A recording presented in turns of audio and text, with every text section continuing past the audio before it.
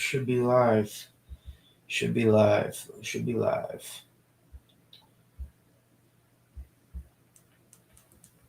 Yep. What's going on, everyone? How are we doing tonight?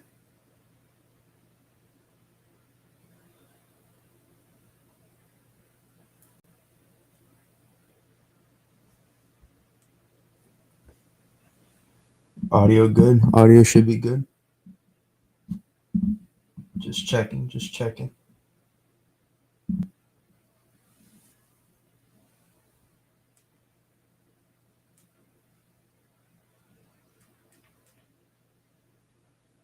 What's up? What's up, my man, John? I just got done watching that Broncos game.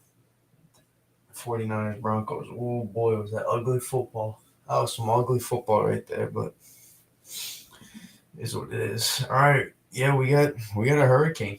We got or soon to be hurricane right on our hands now. I mean, you can see it pretty clear as day. I mean, we have. Yeah, that was not. That was a. Oof, oof. Wish I could take my time back for that. But they talked about the changes. I'll even slide through some of my tweets here just to go through what's been happening.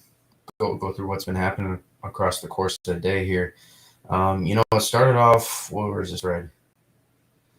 Here we go.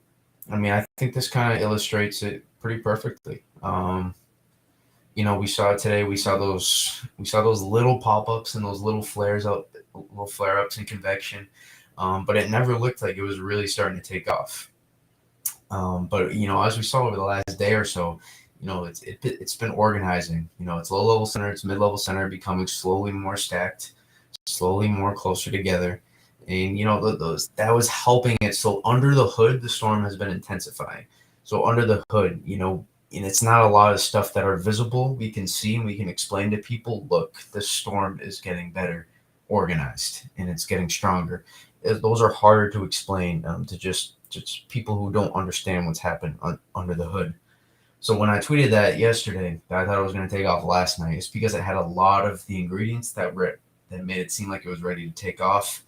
And it just got delayed by about 12 to 14 hours. That was really it, which it's 12 to 14 hours less of intensification, which makes a difference, obviously.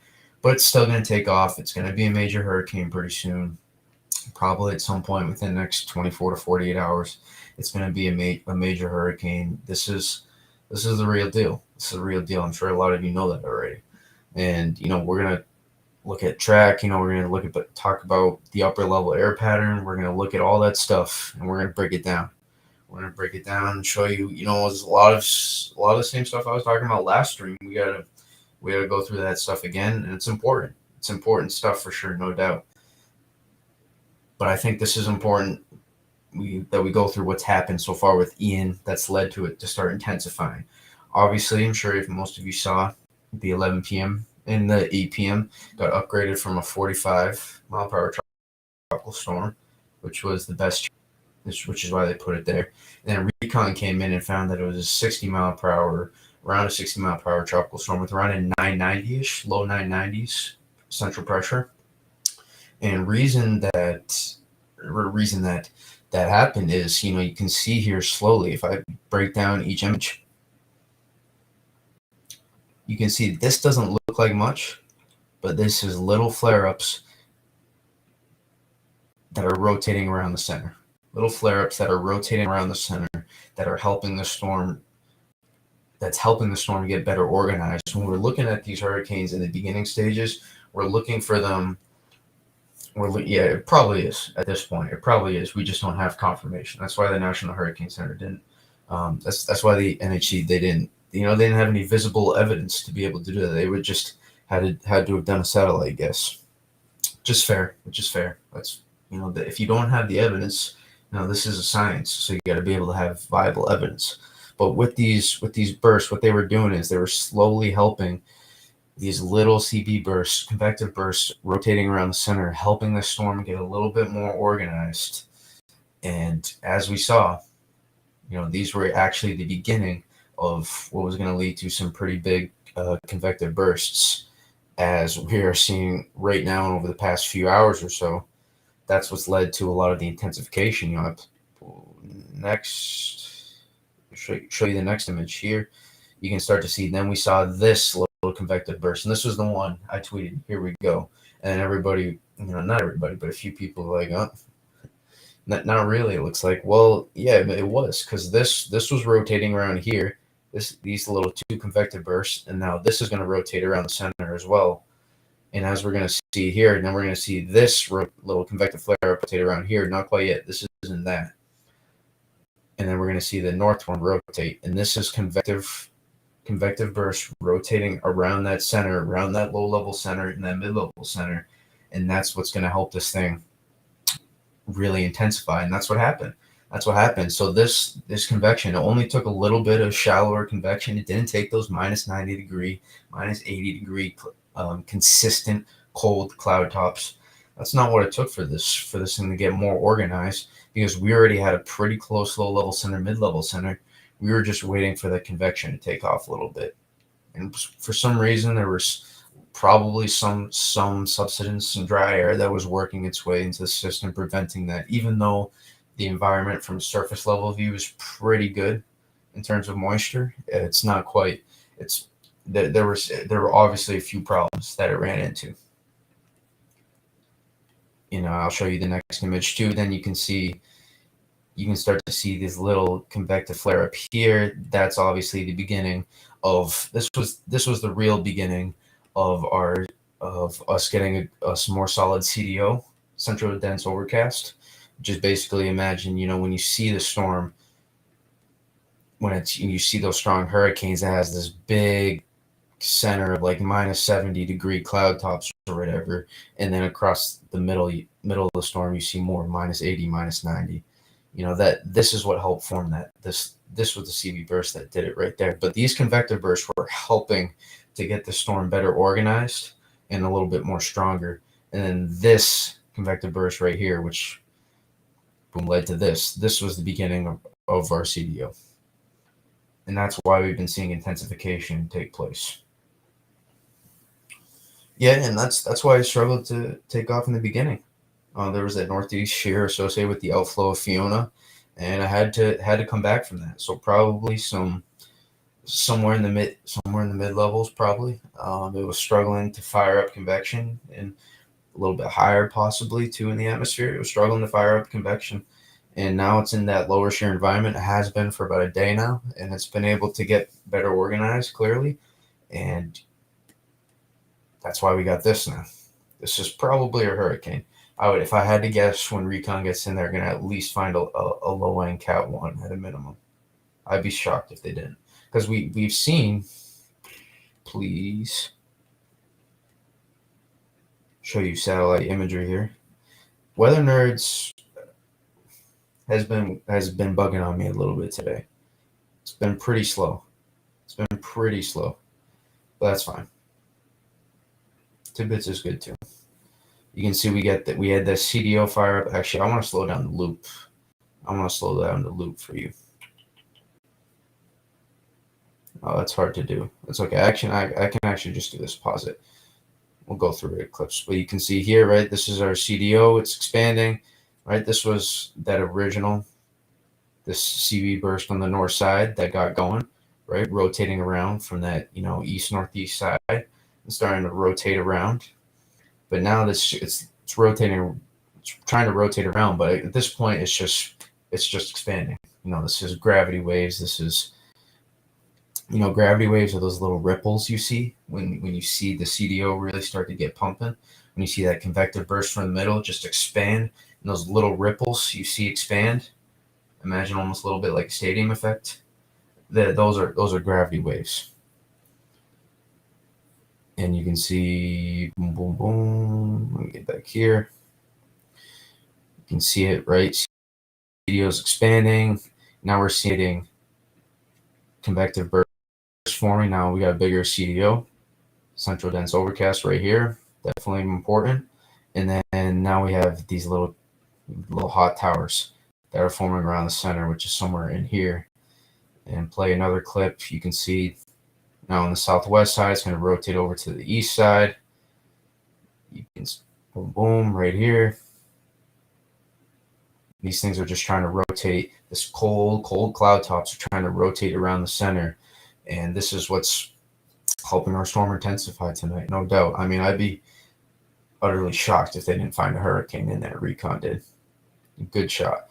And also, I should note, look at the spiral banding in the outflow. This right here. Notice these features here. This is not by the center, but look at the convection popping and this on the spiral banding right into here. Boom. This is really good for structural purposes. Just good organized. This is a sign of a storm that's getting really well organized. Not just under the hood, but visibly on satellite as well. These are really good signs for intensification when we see stuff like this. Very, very good signs. And what's happening here is too, I know people have been talking about the dry air out here. Eventually that's going to be a factor, but in the short term, its center is it's gonna have a good enough moisture bubble. I mean, I'll even show you on models. You can see the moisture bubble. Oh, we want to delete that. The moisture bubble is going to be able to work out. I don't think that's a huge concern. This thing's going to take off. It's going to maybe there could be one or two dry air intrusions just because, you know, structural changes. It's definitely possible. But in general, this moisture bubble is going to be really, really good. And then that was, when we go back all the way to last week, what was I talking about? It was that moisture bubble the storm was able to form. I mean, you can see here, like there's obviously, you can see a little bit. We can see some mid-level dry air right in here. It's very clear, but also look at the center of our storm. We look for dry air to get into the core of the storm. Dry air is going to get into these outer bands. That happens. That's just going to happen structurally. And then when they get into the outer bands, then potentially, if it's strong enough, they can try to work in. But we really care about more in terms of forecasting and intensity purposes. If dry air is going to work its way into the core, that's what we care about more. And with dry air all the way out here, and the intensity it's going to be within the next 12 to 24 plus hours, it's going to be really hard to work dry air. Now, with the smaller eye, yes, it's easier. So that's why we have to watch for eye wall replacement cycles, or you'll see me refer to on Twitter as EWRCs, which is just acronym. You'll see other people refer to as ERCs, just to shorten it. Those are things we want to look for in terms of structure, which is important because another thing, I'll mention this. I'm getting a little ahead of myself, but obviously most of you know that it's probably going to be a pretty strong hurricane just before landfall somewhere in this region. It's going to get to somewhere close to this part. So if it tries to undergo an eye wall replacement cycle while it's feeling the dry air and shear from this trough, that could really do a number on it, because if it hasn't undergone an eye wall replacement cycle already and it's trying to, this could be a really big factor. It could play a really big factor. Because if it's trying to undergo an eye wall replacement cycle, but structurally those changes are happening, and then we see dry air work its way into the core, and then it's not able to complete an eye wall replacement cycle before landfall, that's one way you could really weaken the system before landfall. Like a lot of these scenarios up here in the Gulf are just not even probably eye wall replacement cycles, because models probably don't have the capability to even forecast that. The global models do. 100%, maybe not, but like 90% sure. They don't have the capability to forecast eye wall replacement cycles 6 days out and figure that in terms of predictability with the dry air and just natural weakening. So eye wall replacement cycle right before landfall, that will be curious to watch unfold. That could be pretty important. Not for now. At the moment, we're not really concerned. The next day or so, unless this thing really gets going, we're probably not too concerned about eye wall replacement cycles. It's just a low-end hurricane at the moment. Likely. Can't say, don't want to get canceled. Officially, it's not a hurricane right now, just because the National Hurricane Center hasn't have any evidence. Unofficially, it's probably a hurricane. I guarantee you, like 80% would agree with me right now, at least. 20 just to be contradictory, if I'm being honest. Again, we play back satellite. Get a nice little refresh here. Again, we have this, get this textbook spiral banding working around the system. This is what you want to see for organizational purposes with the storm. And then obviously we have, this is, I mean, I'm trying to pinpoint where exactly, but I'm guessing this is somewhere in here. Our center. I mean, I'm trying to draw it smaller, but it's a little thick. Somewhere in there is our core. I don't know exactly the exact spot. That will be a little bit easier to see probably over the next few hours or so. But organizationally, the storm has really taken off on satellite. The visible stages of organization have been much more present throughout the day, as to where a lot of this organization we saw this afternoon wasn't as visible to the naked eye, at least at the surface. It was visible, but it was hard to put together without some actual viable evidence. Once we had recon in there, it made sense, made perfect sense. Because I was looking, I was like, you know, this looks like it's getting better organized. I'm just wondering when it's going to take off, and then it turns out it actually, I was right. It was getting better organized visibly, and well, now it's taken off. I was actually going to put a tweet out when we said, here we go. I was going to say, this is probably the beginning of what will be, a big blow up stage of rapid intensification. You know, if I put that out there too, people would have tried to throw in comments all over me probably at that point, because the next couple hours, it didn't really look like it that much, you know, after that little flare up, but it turns out it was. I was right. Few tried to question. I'm not that egotistical either. I know I'm making it sound like I'm not that egotistical. I'm just competitive. I'm just competitive. I'm a nice guy. I'm just competitive. Want to take a look at 0Z GFS? Let's do it. I haven't even looked at it yet.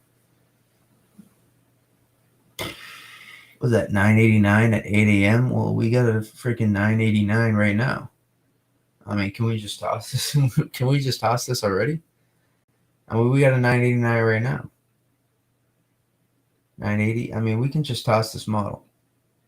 I mean, if it's got 940, this thing, oh, that is a big shift. Am I mistaken? That's a big shift, right? That has to be a big shift. I really haven't looked at a lot of the models all day, and I'm going to get into that point in a second about the models.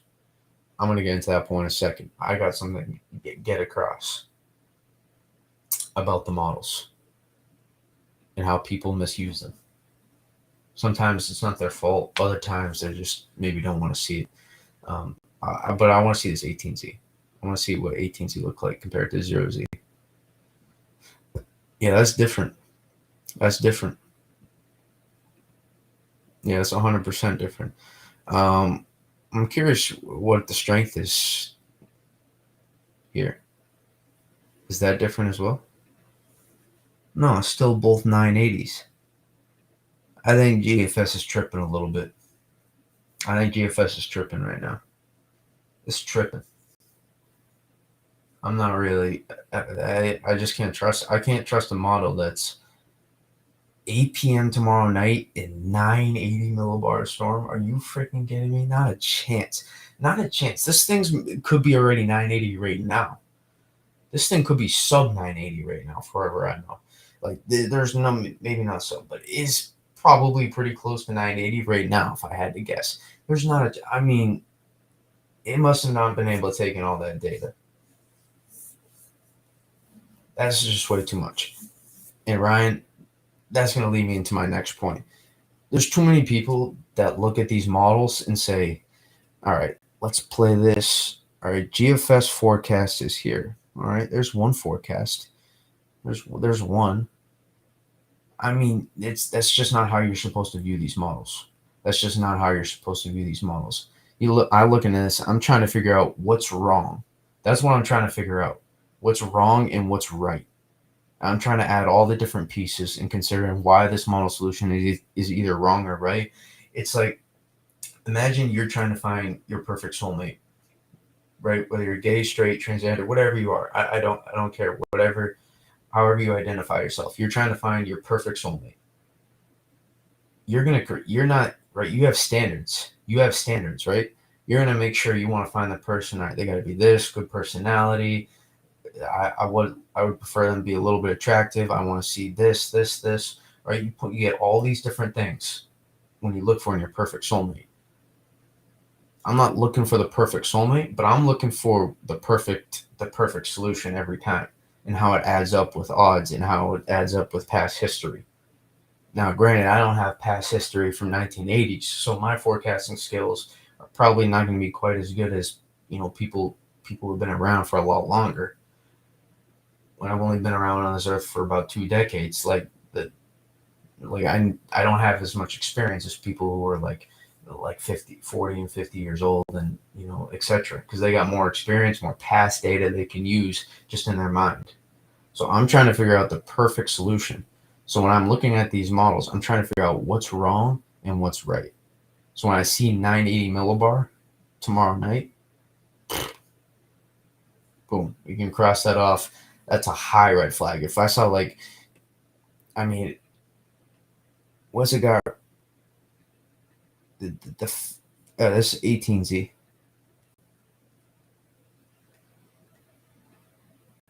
The fact that it only has, I mean, 995, 996 ish, I gotta imagine, 999 to 992.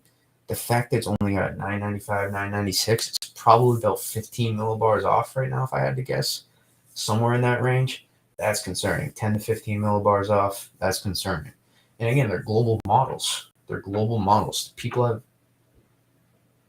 like these expectations that these models are going to be right.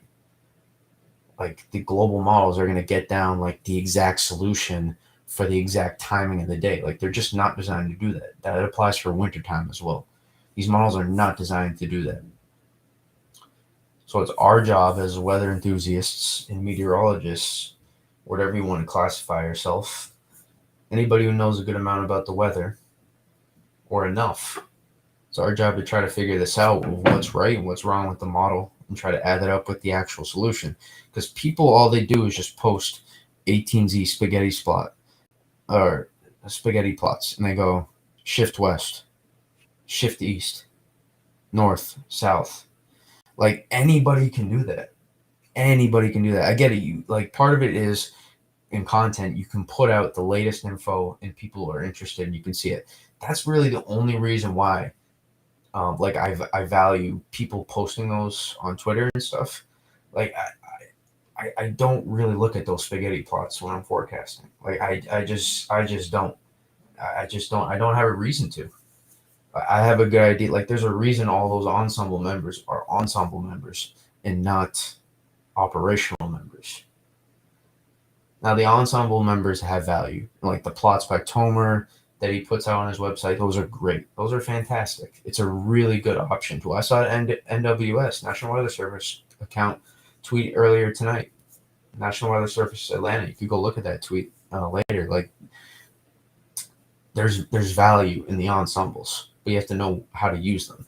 And just posting them, especially if you have a lot of people from in general public, you have a large following that's spread across general public people, meteorology people, or somewhere in between, and you just post 18Z shifted west, 0Z shifted east, 6Z shifted east again, 12Z shifted west again. Like there's no value in that. Like how does that add up to your forecast? And I get it. Maybe you do have your forecasting thoughts, and you're just not putting it at that time. And there's some value to putting stuff without context. But if you're putting just a bunch of model runs and saying they're shifting back and forth without context, you better be putting a lot of content out there. Like I say, like, I don't want to say that threateningly, but I hope you're putting out a lot of content that does have context in terms of the actual forecast of the storm. Because at the end of the day, people don't care about the shifts west and east with these models. They don't. They want to know what's going to happen to them. They could not care less. The reason they only care about models is because all the TV meteorologists and all the people bring up the models, and there's value in doing that. But at the end of the day, they wouldn't care about those models if they didn't need to. They just want to know what's going to be accurate and what's going to happen to them. That's all they care about. And that's what they should care about. That's all they want to know. So it's our job to use those and then give context to the people. Okay, here's what I'm viewing in this model, and here's how I'm interpreting it, and this is what it means for the forecast. In some way, if I'm not going to mention it on that model run, I'm going to mention it in either a future tweet or a quote tweet or a tweet under that. At some point, I'm going to talk about that. And that's my biggest problem, how people misuse models and just post stuff. Because when people see that, they can potentially people can get fear struck over these things. They're maybe too ignorant to understand, or too innocent to even understand any of this stuff, similar term, but you know what I'm saying. You have to be able to show information to people that they can comprehend without striking fear or panic. That's part of the reason, I'm not anything special. I'm not anything special. I just do this. I enjoy tracking all this stuff. But there's a reason people come back to my channel, and they come back to YouTube videos or etc. It's I've had some good analysis. Obviously, I'm not going to deny that. I'm decent at this, but I'm not special. It's just because I don't overhype. I don't fear, and I'm decent at the analysis part of it. That's really it. I'm not. This isn't anything special here. I'm not trying to strike fear into people. I'm just trying to show what's going to happen. Wintertime, we're hoping for snowstorms, obviously, because those don't really strike fear as much. People can react to snow. People can shovel snow. It can go away. A little different with hurricanes. Hurricanes kill people. 6 inches of snow isn't going to kill someone unless you do something stupid or something unlucky happens. With hurricanes, it's not all that unlucky. If you don't have the means to evacuate, that 120-mile-per-hour hurricane hits you, yeah, that's a problem. That's a problem. So people care about this. They care about this. So that's why I went on this little spiel here, this little rant about how the models are supposed to be used, because they're misused. They're misused completely. And it's a little frustrating. Because it seems like this little break in tropical weather, for some reason, people are going stir crazy over every single ensemble plot and all this stuff. It's a little frustrating. Instead of actually putting forecasting thoughts out and how they relate to the model runs. That's what I would love to see more of. Because at the end of the day, there's so many smart people on here. There's so many smart people on this platform of Twitter. There's so many smart people in WX Twitter. I would love to see more of their thoughts and not just saying the model runs.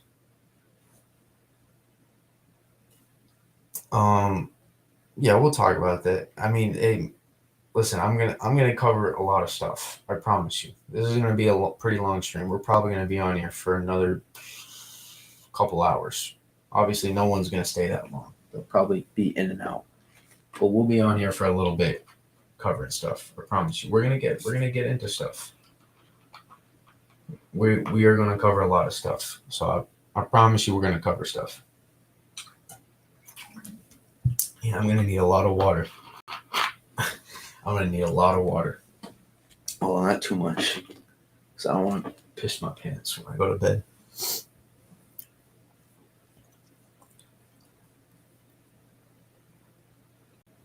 Take another look at satellite. See, with these, when storms are really getting going, you have to check satellite pretty frequently if you want to stay on top of changes. You kind of have to. It's not really an option. I gotta turn up the brightness here. All right, something's cooking on the north side. Someone will want to watch that.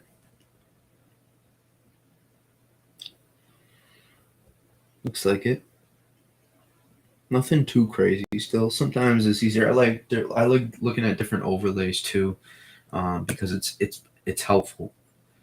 It's helpful. Sometimes you're able to see different things with different overlay patterns. Initially, it's still a bit broad. Still a bit broad. Part of it, I'm trying to figure out how much of this, if I pause it, I'm trying to figure out how much of this is outer banding structure, this stuff out here, and what's part of the inner core.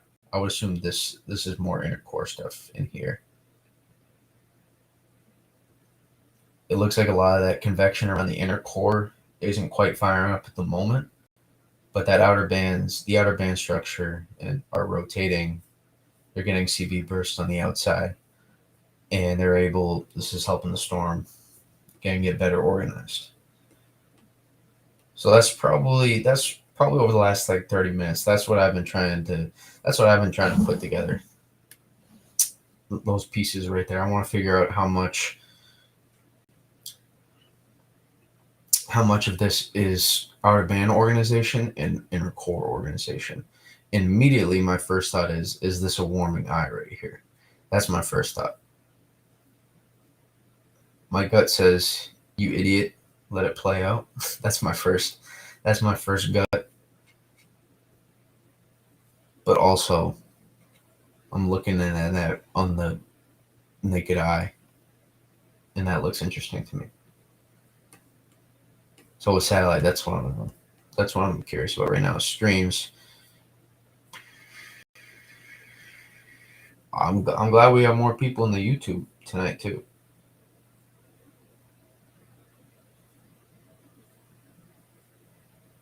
I'm glad we got folks in the YouTube as well. But yeah, I mean, satellite wise, it's coming together. It's coming together. There's no doubt this is coming together. I'm sorry if you like spaghetti plots. Whoever said that in the YouTube chat. There's use for them, but people misuse them. They do misuse them. I like to see more of people's forecasting thoughts than their spaghetti plots. Anybody can see the spaghetti plots. I'm curious to get everybody's different thoughts on these storms. Again, this is important. How much? Now, obviously, we're getting this convection. We're getting these outer bands to fire up. This is not a problem. CDO has expanded, obviously. Again, CDO, central dense overcast. But how much of this is inner core convection is firing up right now? Doesn't look like a ton's happening on the south side. These are probably rotating from the north side, and then we'll rotate around. That's most likely how this will evolve. So the more convection it can wrap around in the inner core will be key, and also the size of the eye will be key as well when that forms. Are we going to have a real small, like close to the pinhole eye? Is that what we're going to be looking at? That's important because in the development of these storms, here's another key part. Let's just imagine this is the eye. Okay, I'm not sure if it exactly is, but let's just imagine it is for a second. The closer and the smaller the eye is relative to the center. So the smaller the eye is, the closer these convective bursts are going to be able to wrap around the system. The closer. And how this works is, imagine the ice skater. Imagine the figure skater when they do that little spin and they bring their arms in. That helps them go even faster. When they stick their arms out, they go slower. So if I make a big circle, the time it takes me to make this circle is not going to take as much time as if I make this circle. So it's able to get from one point to another faster with this circle. And it takes one point to another slower with this circle. Meaning I'm going to have, this is going to be a faster time, and it's going to be faster from one point to another. So that means we're going to have higher, now we translate that over, we're going to have faster wind speeds in this smaller circle. But what do you notice? This area is bigger, however. This area is smaller. So even though that this is going to have stronger winds, they're going to be more confined. But even though this is going to have a little bit weaker winds, the wind field is going to be a bit bigger, probably meaning that the pressure is probably can be pretty strong too relative to the wind speed, and probably storm surge impacts are a bit more significant. And that's why we talked about in the beginning why eye-wall replacement cycles are important. So that's one thing. That's why the evolution and how the eye forms is really another critical part of this storm. Because like I just showed you, the time it takes me to make this circle, I kind of shortcut it there, is not going to take as much time. It's going to take more time than it is for me to make that circle. That's a faster rate, which translates to faster wind speeds. That makes sense? So that is why when we see pinhole eyes, they typically, we typically, we don't see those broad wind fields, and we see those winds confined to the center. But also those winds in that small area are really, really strong, very strong, extremely strong. And that's one part we'll have to watch as well. That will be key. That will be very key. And that larger the eye will also help it make it less susceptible to getting wind shear. Man, I don't know. I'm not sure if this is banding or this is actually part of the inner. Oof. Ooh, I'm not sure. I want to take a look at Twitter.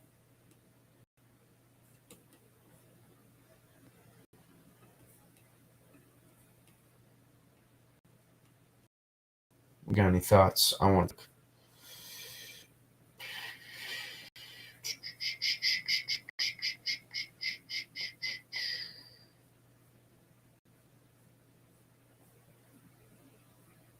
That was a buffer sound right there.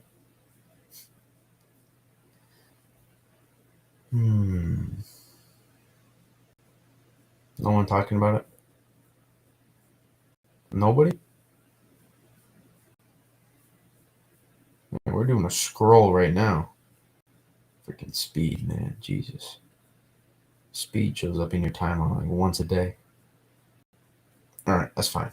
We'll see. It will become clear. I just the sooner the better for me. I like to find out. Obviously, we want to figure out stuff as soon as we can. But I am curious to see if this is more banding. To me, my gut says this is more banding structure, but also it's really deep convection that's firing up. Those are really cold cloud tops that are also relatively close to the center.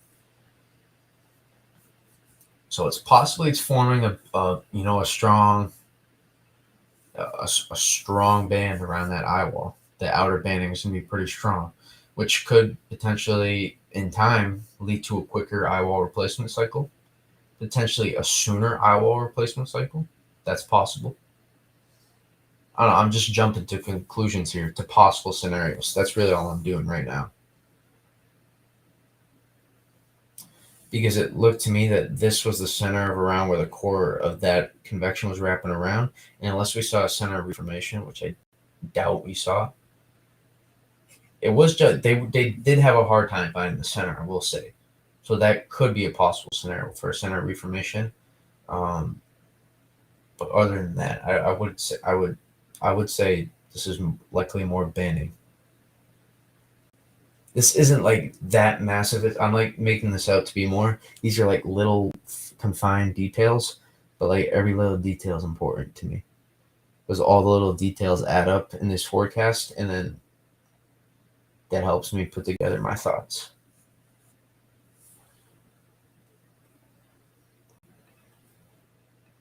A little bit more general, but still an important detail. Ocean heat content. It's around right here, right now, somewhere around there. Relatively. is going to sit over this deep ocean heat content values. Bro, this is the analysis. These are about the details. Freaking Belichick over here with the details. We get every little detail. I'm not the Belichick of the weather world. But detail-wise, we're going to get on them. You can't see me right now, but I look like a coach that's got their hand horizontal to the other hand, and they're looking at each player. This is what we have to do. Here's our game plan. And we're getting every little detail, as much as we can. Because A, I want to look at these stuff eventually. And B, sometimes the questions you guys ask can lead me down to avenues that maybe I wouldn't have gone before on myself. This is why we look at all the details. Because once you understand everything about what's going on with the storm, you understand that storm better and you feel like you know it. Like it just becomes like part of you for this when you're forecasting. Like think about that. The more time you spend with someone, the more you're going to get to know it. The more time I spend with this storm, the more I'm going to get to know it. The more details I get. So when I'm away from this, I was going to say, I try to keep PG out of respect for the people that don't like swearing. In general, I don't really care, but I try to keep it respectful. All these matter. They all matter because I'm trying to understand everything about this storm. So like ocean heat content, the heat content below the surface of the ocean, below the sea surface temperatures, this is important. This is jet fuel. This is rocket fuel. This is very, very big time values, which is expected out of the Caribbean. It's not like, oh my God, global warming. That is a very debatable topic we could get into. Well, global warming is not debatable, but that topic itself can get very debatable for some people. My 2 cents is that singular storms can't really give you everything you need to know.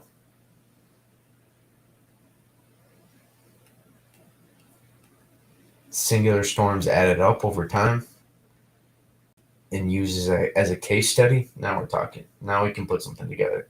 But in general, it's too hard. It's too hard to say one storm it was because of global warming. Like that's like playing with the future, basically. It's a little complicated. I don't want to go down that avenue. Point is, this is jet. I mean, I think you can see that, but that's jet fuel. That is jet fuel. That means we got warm sea surface temperatures below the surface, and that can support a really intense hurricane.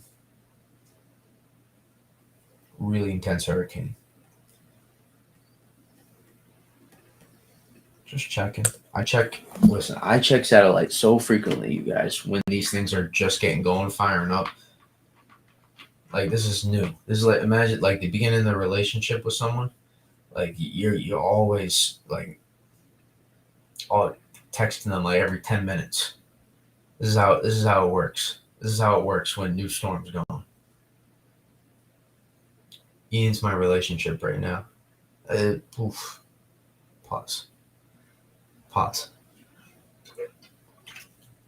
You get what I'm saying.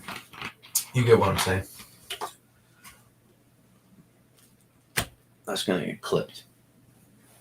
When I'm bigger, I'm a celebrity. That's gonna get clipped one day. But yeah, I mean, it looks good on satellite. You can see expanding. You can see convection expanding. CDO getting bigger. It's not perfect. Obviously, you can see it's shaped like an oval.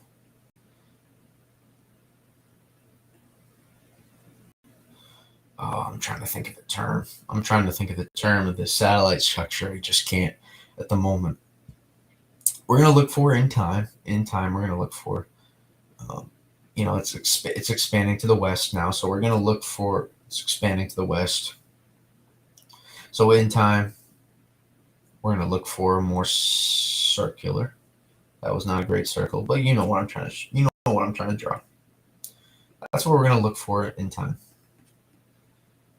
I want to keep up on the YouTube comments. I'm trying to.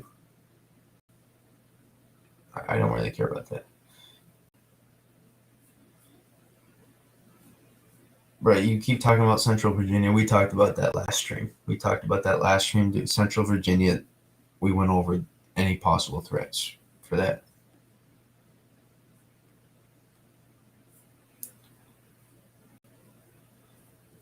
Tampa, I don't know who GF is, but you're speaking like me. You must have been on stream before, and I said this. You should never be panicked. You should never be panicked.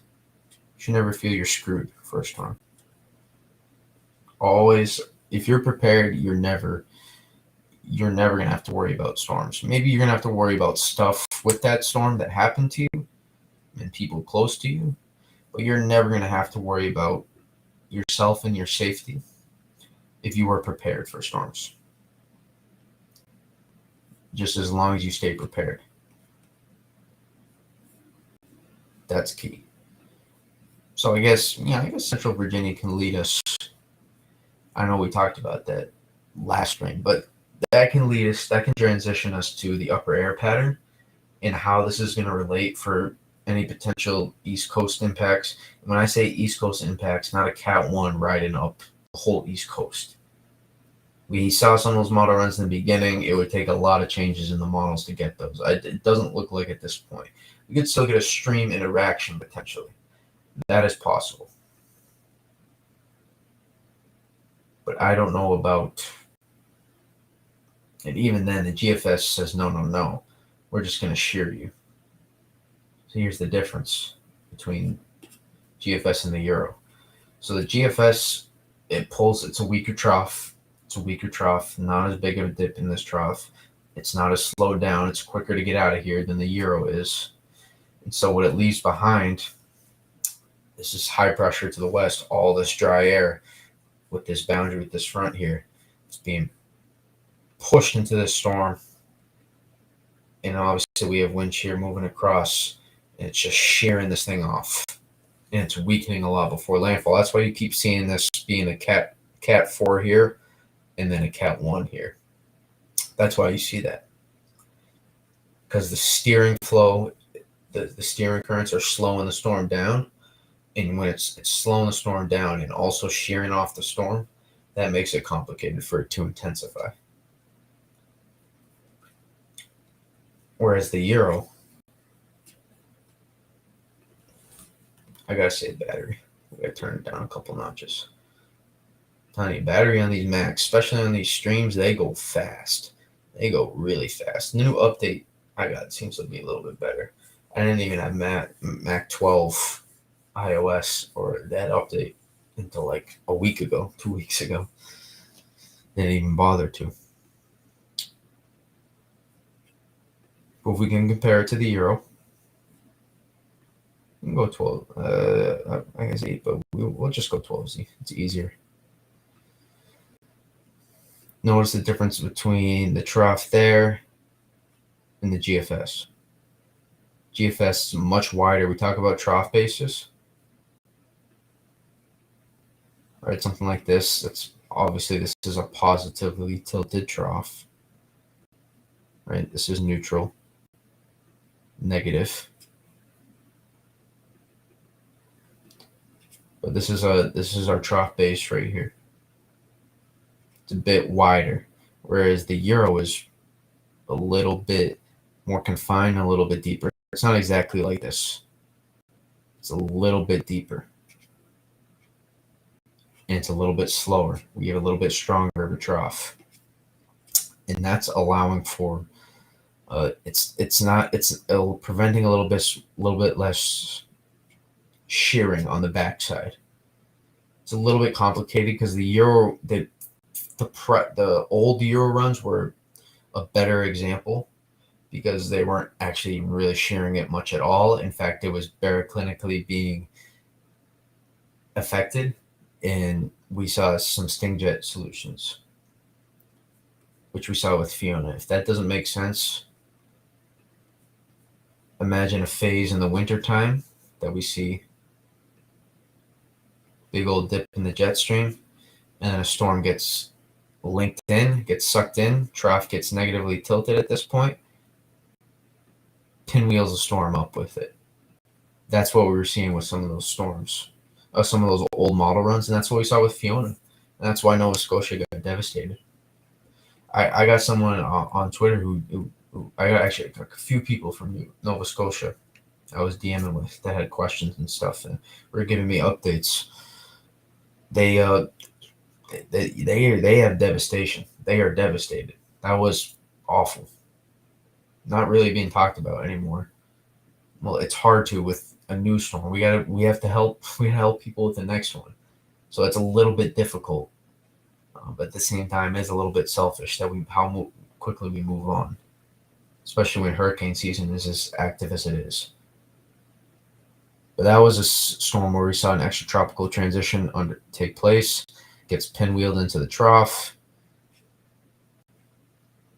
That low-level vort, it's a low-level vort, which because it's a hurricane. It's from the surface, obviously, from the surface of the ocean. That's how it forms. It's transported. We see a big phase, and it just becomes one big phase system in a big-time upper-level low eventually. And that's what we saw in a couple of those model runs early on. Now, not the case. Not the case anymore.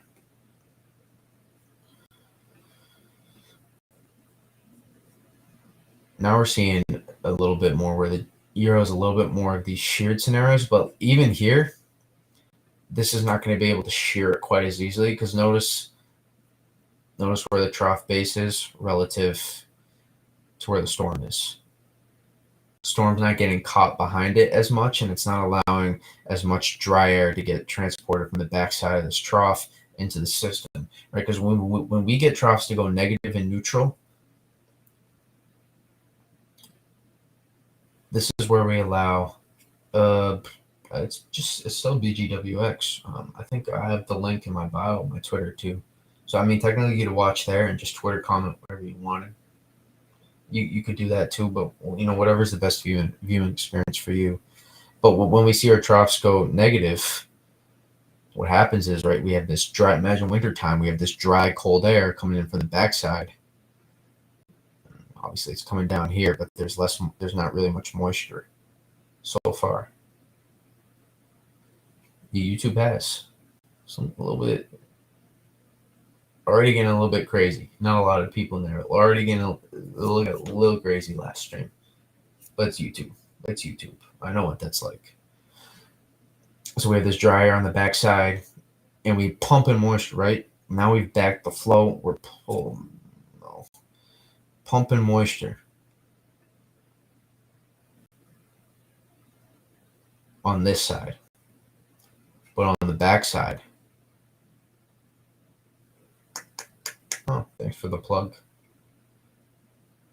I got someone to plug my content now. Jesus. I'm getting big. I'm getting big now. I'm just kidding. I'm just a regular person still. But as we see, and this is key because more of the dry air is not able to get into the system, and it's not going to be able to get transported quite as much into the system. That's just initially.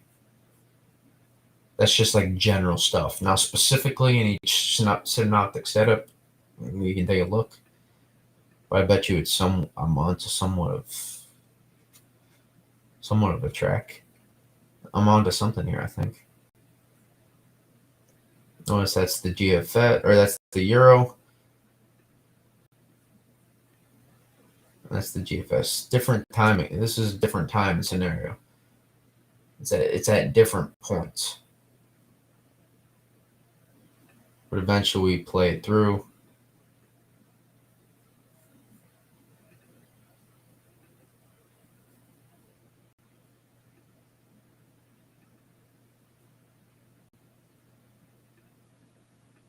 Trying to put the pieces together. It's hard to compare this because it's off with intensity, and so it's too hard. But if I look,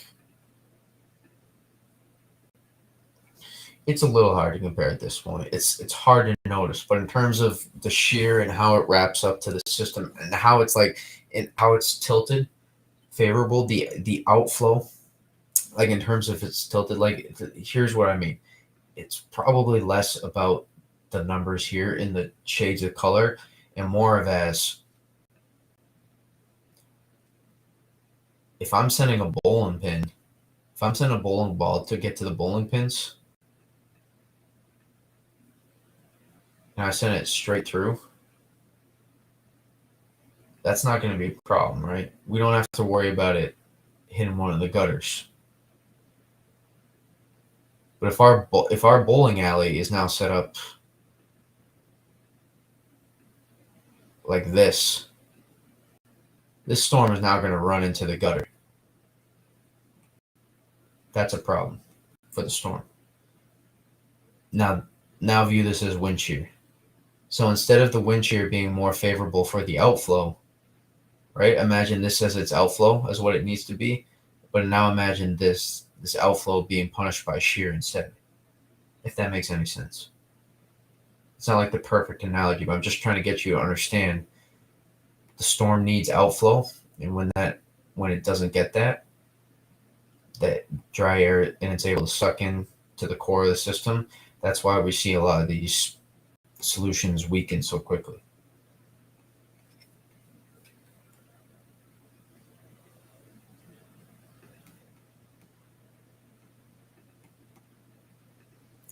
So generally, I lean a little bit that my gut, my actual, now that we've done a lot more analysis, my gut says here. This is where my gut says. And I know that's not like groundbreaking news. Even then, I don't know. I don't feel confident. This is where my gut says right here. And now that's probably not even too different from the National Hurricane Center code, but I know there's like ensemble plots. We saw these model runs out here. I never bought that. We saw those model runs. People were talking about Western shifts. I wasn't really buying that. I think there's just going to be a little bit too much. Maybe we will. Maybe I'm wrong, but I think there's going to be too much influence. I think we're going to see a little bit more stream interaction. When I mean stream interaction, not quite phasing with that trough, but a little bit more. It's going to feel that trough a little bit more in terms of steering. I think something more like the euro in terms of steering, and combine that with an intenser solution than what the euro's advertising, because its initialization is way off. Right, when we looked at the GFS and the euro right here and to compare, we weren't looking at exactly initializations in the storm itself. We were looking at these 500 millibars in this area. That's what we were looking at. That's why I was using them. 500 millibars, so susceptible to change too. It can change like that. We've seen snowstorms fade in, boom, 2 days before. They're just, boom, they were there, and then they're gone. 500 millibars can change fast, especially for small portions, regions of the country. Man, my voice is just going out tonight.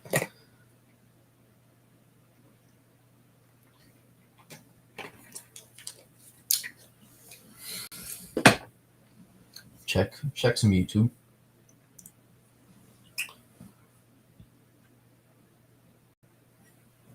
Rainfall. Yeah, we can talk about that. Rainfall. I haven't really. So here's the thing. I think that will be it. So here's why. I know we've seen some graphics and maps up already, but that's too hard to pin down right now. Those are like really specific details. Like I just showed you where this track is going to be, in my opinion. This was like a pretty still widened out area. Shit, where were we? Here. I just gave my thoughts where a possible landfall could be anywhere from here to Apalachicola, big edge of the Big Bend. From Naples to Apalachicola, which I'm in Naples. I don't know about that south. But just south of, like just south of St. Pete to the Big Bend. And we still got it, and then we got to figure out rainfall totals of that, and we have to figure out the influence of the trough. Still, like I told you what I think is probably gonna happen, but that doesn't mean crap until it actually happens. And there's even then there's semantics and little details that can change the storm within that. Now I will say, here's one thing immediately that's popping off my head is obviously you can see the moisture out ahead of the storm. So it's probably gonna rain beforehand, before the storm even gets there.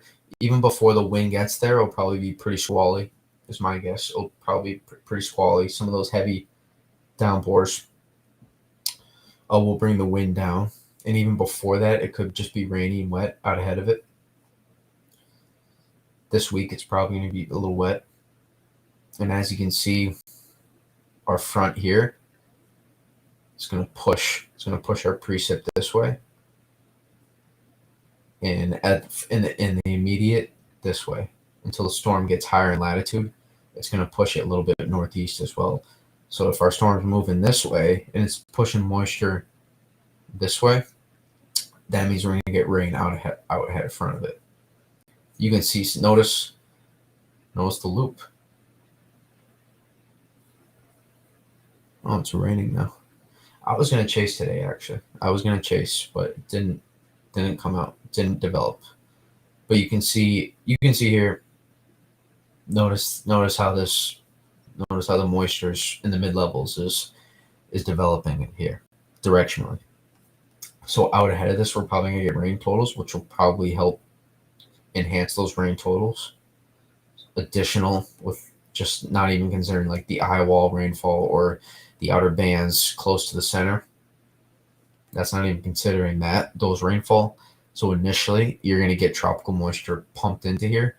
So that is one thing that makes me go, yeah, we could probably see some, combine that with the actual storm itself. This is connected, but it's a little bit more indirect, which makes me think we could see some big time rainfall totals, regardless of the coast, and up into here probably too eventually. Southern Georgia. Again, depending on where landfall hits as well, it could be a little bit farther north and west. No, I talked about that. You shouldn't be like it depends on how you view concern. I'm sorry, I don't know Anna Maria Island. Like like 15 miles from Tampa or something, 10 miles from Tampa. I would go search right now, but I got so many tabs open right now. You shouldn't really though concern how you view the word concern. Like concern, yeah, it's on my mind, but that's one way of viewing the word concern. We're in the semantics of concern right now. Jeez, I'm doing analysis on English right now. I thought I was doing it on weather, but you shouldn't be obviously concerned, like worried. You shouldn't be worried. You should never be worried with these systems. God, I'm so bad with. I'll search it up for you. It's fine.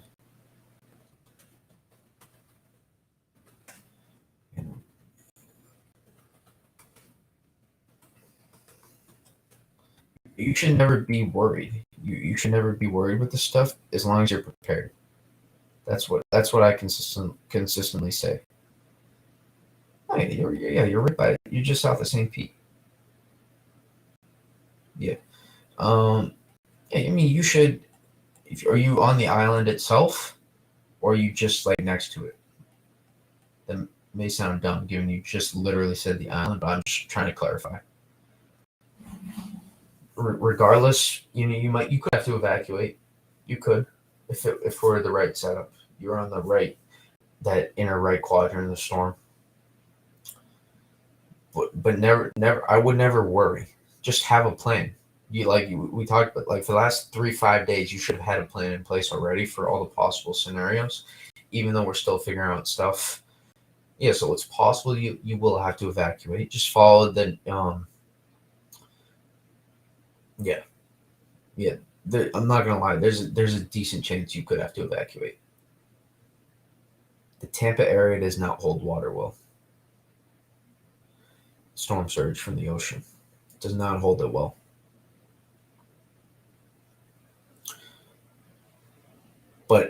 have a plan. Just be prepared.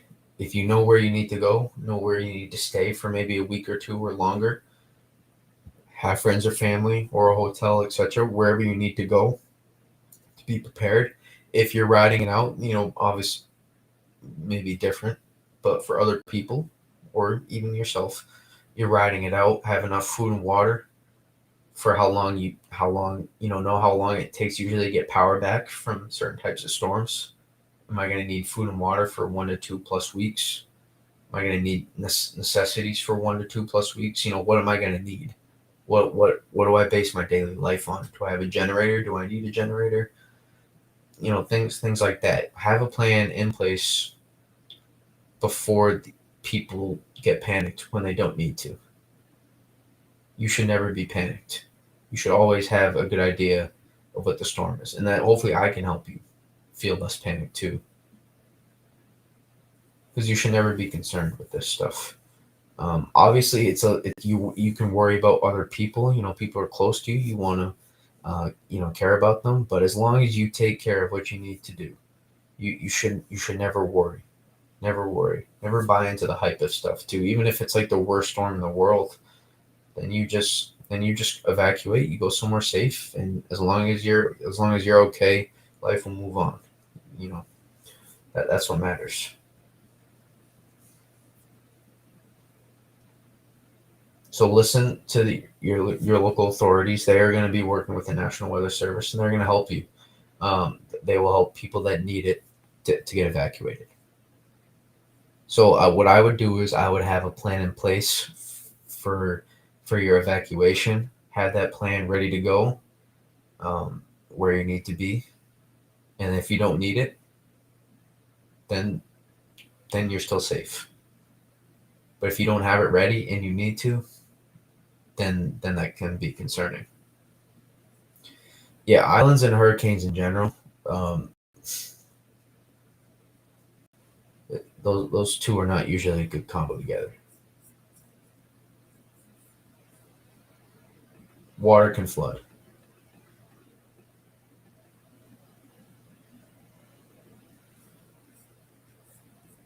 Take a look at satellite again. What we got going? Oh no. There we go. Man, that's a lot of convection on the north side. It makes me wonder if we saw center reformation. It's making me wonder. I think this has got to be our center. I could be wrong. I want to see. Do we got any? Let me check YouTube again.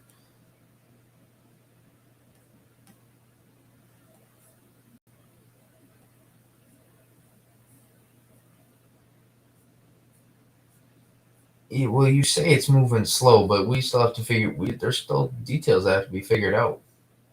There's still a lot of details that have to be figured out.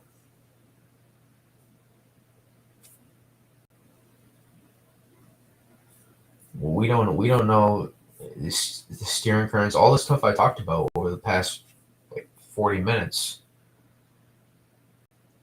Was there center reformation on radar? Not this. I gotta get that link. That radar that came in that Brian McNulty put up right now. Because it creates headlines. It creates talking points. Why do you think people watch drama shows? People watch drama shows to be entertained. Hype is entertaining. Hype creates talking points. Hype creates talking points until it affects you directly, and then you care.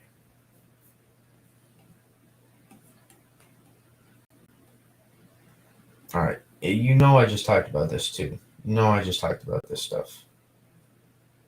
I just talked about this stuff. Maybe it's probably we still figuring out a lot of specific details. We have a good idea on the general details. A lot of specific stuff that still needs to be figured out.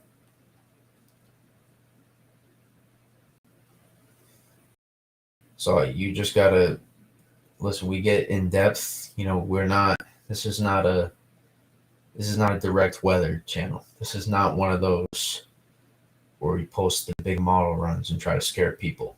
This is not it. They're screwed. They're done for. That's not what we do here. We just break it down, and I'm going to tell you a little bit. I can't give you everything. But I'm going to tell you a little bit of what I know that can help you feel confident and prepared. Because you can always be prepared for everything.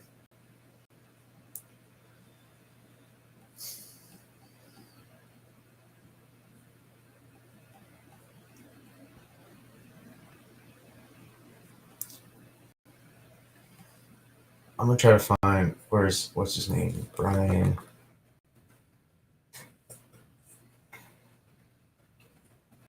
He posted that Cayman Radar site earlier.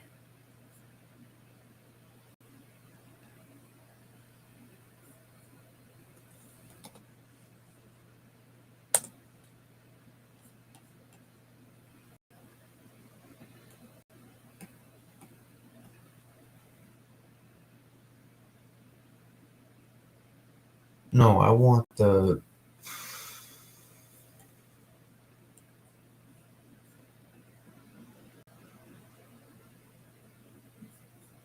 Oh, is it? Am I lost here?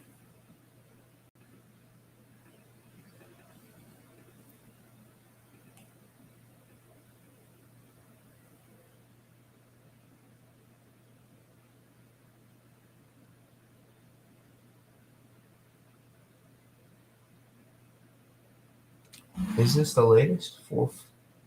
That 1245? That looks to be a pretty defined eye right there. That looks almost closed off. Not quite open to the north. That looks open to the north.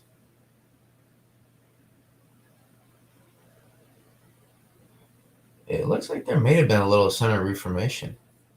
How can I get a replay of that? Damn it, give me a replay.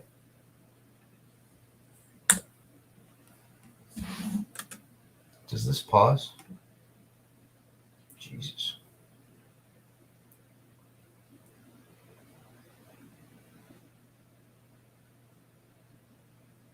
Looks like a little bit I tried to form here, a little bit here.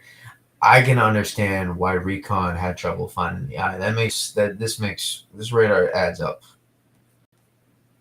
They tried to look here, here, and then now it's here. Okay, this makes sense.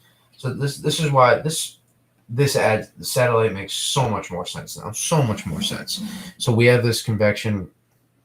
This convection being pumped into the north side here, and a little bit of dry, just maybe a little bit of subsidence, just structure. It's figuring out its structure. It's not quite in here. Little bit of couple, convection flare-ups. I can't get this to pause. I wish I could. Little bit of convection flare-ups right in the center here, and it's strong confined eye wall to the south.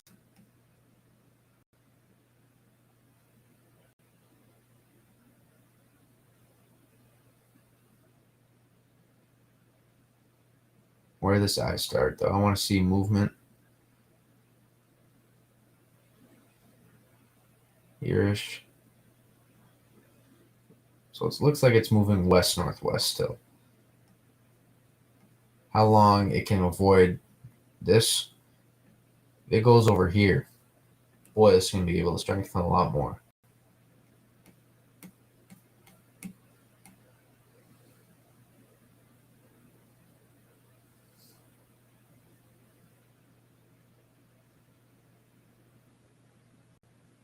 I nailed it. What part? The center reformation part or the strengthening? And I don't even know how much of this is a center reformation as just a organizational part of the storm.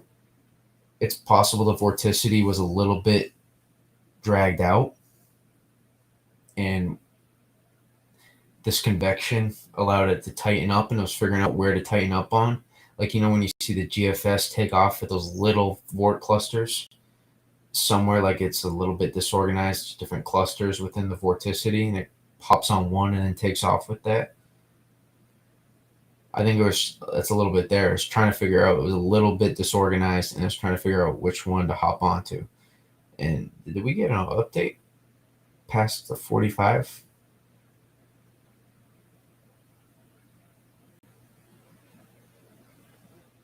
We did 8 more minutes, and it looks like it's starting to fill in more on this north side now. Let's see if that matches up with satellite.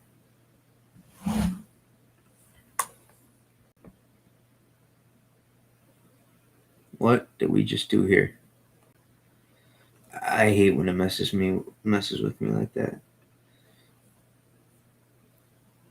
So all this was that radar. Remember, we looked at that convection to the north. That's all this stuff right now. Is a little bit in between here. Looks like it's got a confined eye wall to the south. I think that's what that is. Again, I'm not an expert.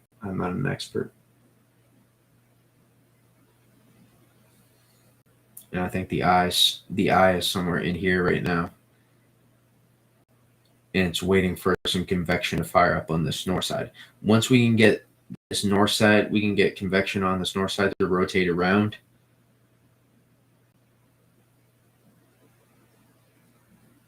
I think that's when we see this thing really, really take off. Hop from the Cat 1, Cat 2 it is now, to the major hurricane we're looking for. I mean, not like wanting to happen, but we're looking for it because it is going to happen. It's just that's like we're not avoiding that at this point. The environment's too good. It's too good. We talked about this a couple days ago. It's too good. Let's see if Eric Webb's another good follow. Controversial to some. He blocks people. People block him, but he knows what he's talking about. He means well. Deep down, he's a good person. So I know sometimes on Twitter it feels like he attacks people, but he's not really.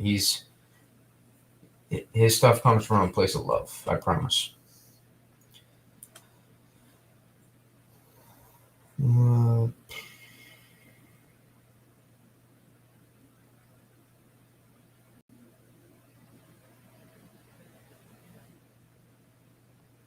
Yep. Another quality tweet from Eric. Shocker. He's got really good content with this stuff. I want to see if people are talking about anything like this. Yeah. Derek's a good follow too. We talked about that as well. I need an update here though. We didn't update. We didn't refresh.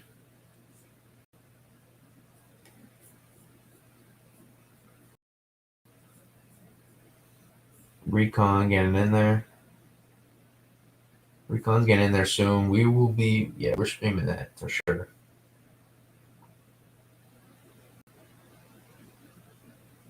Hey, Chris, Storm Chaser.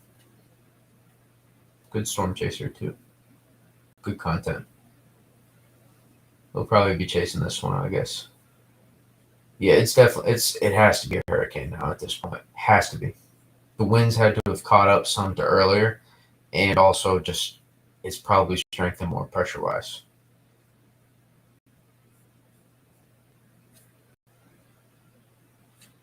Tornado? Too much of this other stuff. I don't need the other stuff. I don't need that. Sea surface temperatures. Looks like they're now even hotter. Look at that. Right on the coast here. It's 30, 31 degrees sea surface temperatures in Florida. And then this whole patch here, 31 degrees sea surface temperatures. That's 90 degrees Celsius, by the way. Or Fahrenheit. That's 90 degrees Fahrenheit. That's warm. That's really warm. That is really, really warm. It's not a coincidence these 30 to 31 degree sea surface temperatures are correlating with where our strongest deep ocean heat content is. Not a coincidence.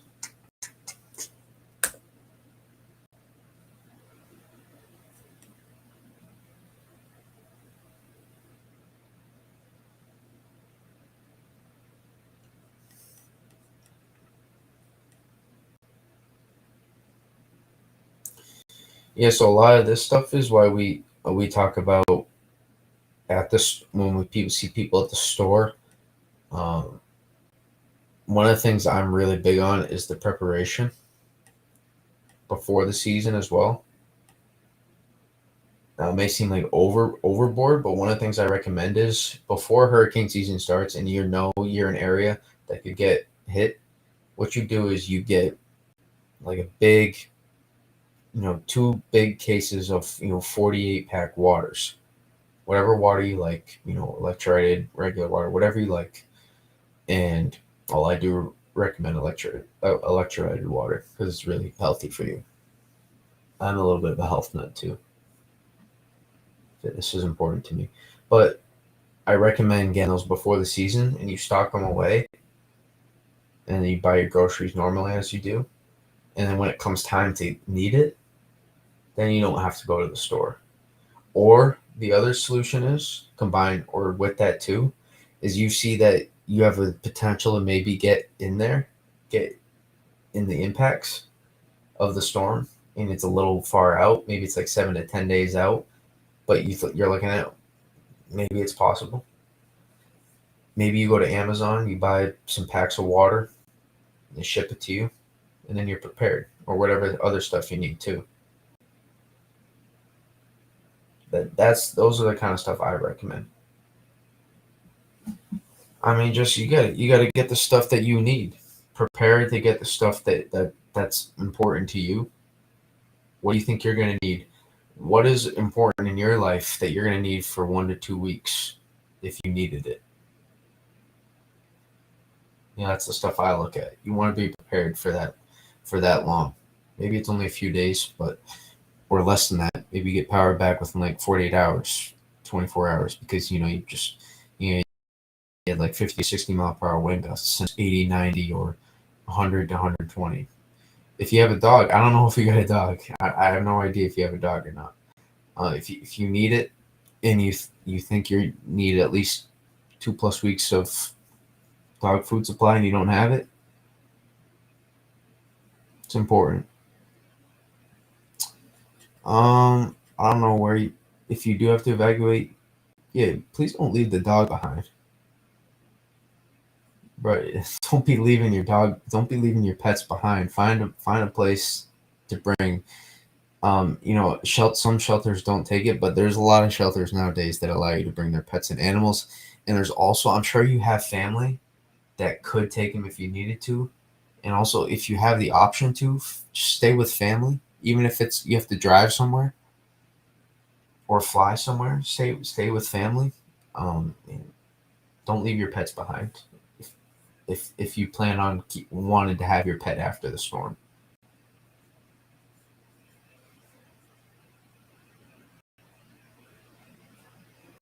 Man, you can always count on YouTube. Man, YouTube will never let you down with some of the stuff you see. It's okay. Not everyone has to learn stuff. I mean, that's why I'm streaming. I'm trying to help you guys understand. That's the point. That's why you ask questions and stuff. But man, I'm really hoping that I would just get some update.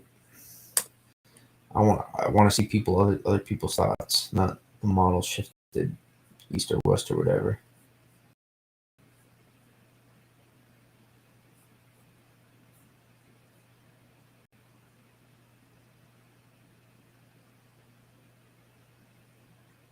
Ben is and Ben's been popping in and out of streams.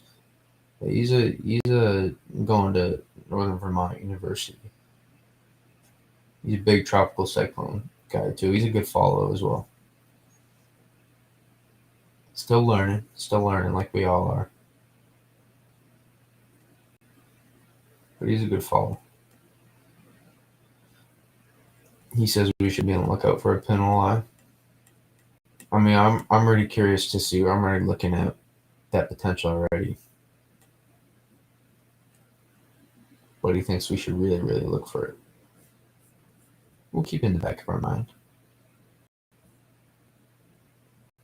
Andy Hazelton, another great follow. I'm curious if he's putting anything out. Really good follow. But he is not tweeting anything in an hour. He may have gone to sleep, possibly.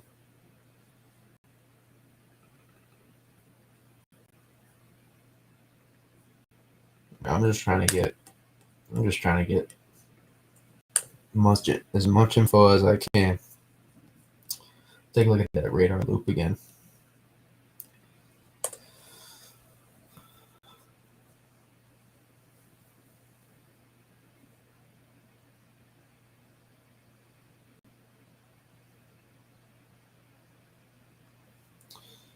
Yeah, so it's not completely closed off. The eye wall is not completely closed off to the north. Looks a lot like a hurricane, though. Looks a lot like a hurricane. It's close. It's relatively close. Strong band wrapped around the south part of the eye, around the inner core.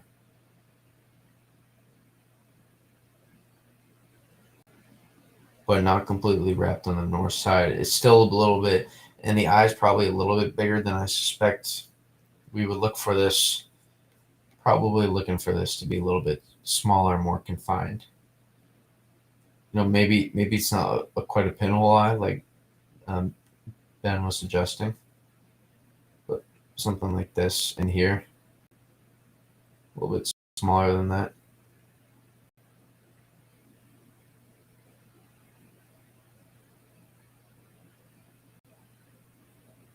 That's probably what we're looking for. I'm guessing we're going to look for a smaller eye in the beginning. A lot of these Caribbean beasts like to start out with a smaller eye. And I'm tired. This is the time I went to bed last night. I went to bed early last night for my standards.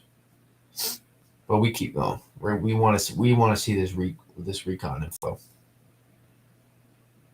important info. After recon makes its pass, then we'll probably end the stream. Probably sometime. Probably around 2-ish. Probably around 2-ish.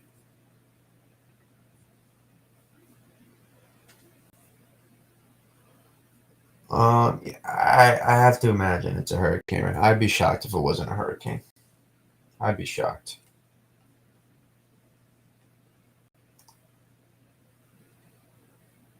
If I had to put money on it, I would probably say it's somewhere in the 80-hour range. You can't have 85. 85 is not possible, in case you didn't know. Because believe it or not, they don't measure in miles per hour, they measure in knots. So 64 knots is a hurricane. They really go by like 65, 60, 70.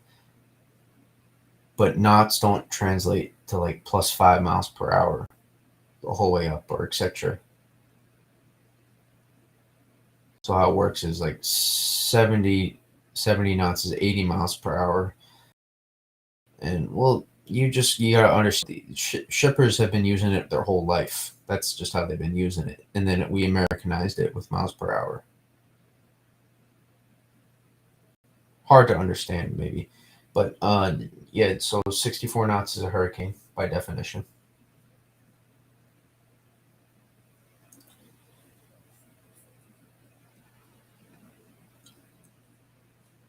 And so 75 knots is 90 miles per hour and not 85 miles per hour. So we jump from 80 to 90.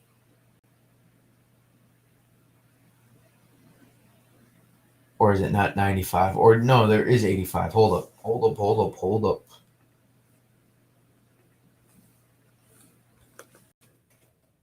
Even we're still learning. Hold up. Yeah, so okay. Screw what I just said.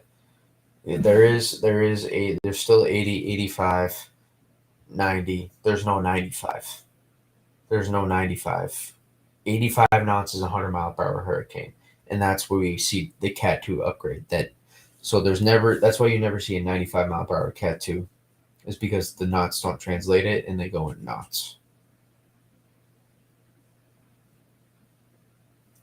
Even though recon measures in like miles per hour.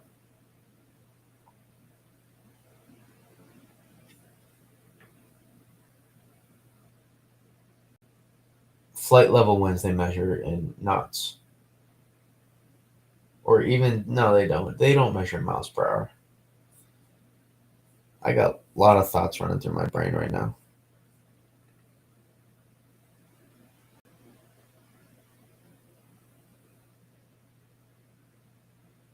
Yeah, they measure in knots. I knew that too. I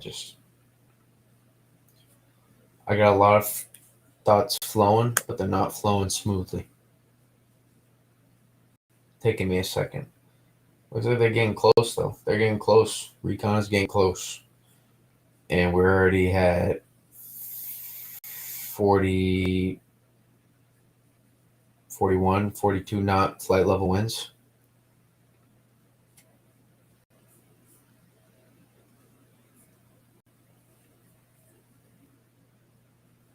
This will be good. We'll get good information here for the 2 a.m. update. 2 a.m. update when it'll be a hurricane. And then can I change the title of the stream? Yes. When this happens, we'll take out this part and we'll just Hurricane Ian stream. And when it goes major hurricane, we'll do major Hurricane Ian. That'll be the title. Smart. I don't know. I feel like anybody's smart at stuff that they care about and take the time to learn.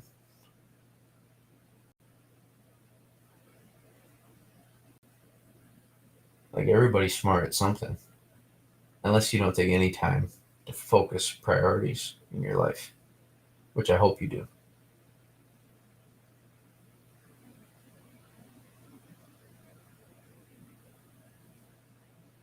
Why do my people call it a different name? Typhoon?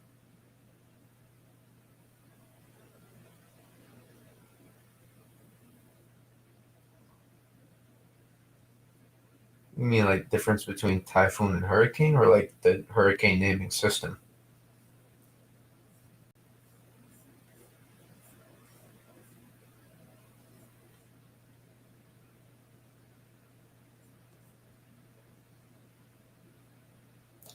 Local news channels? I don't know any local broadcasts that call it different names.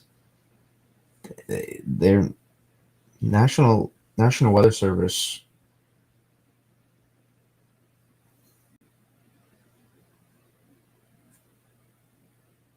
Bro, y'all are tripping. Y'all are tripping. Mm-mm. Y'all are either trolling or tripping. Nobody calls it different names. Just Ian. They have a name list.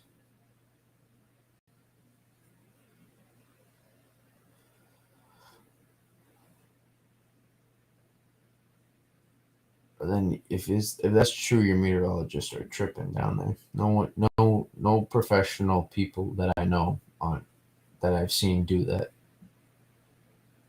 I've never seen someone do that. Weather Channel comes up with winter storm names. That's the closest thing. And even then, people have it fit. Yeah, John, they're tripping right now. They're tripping. I'm not. I'm not even lying.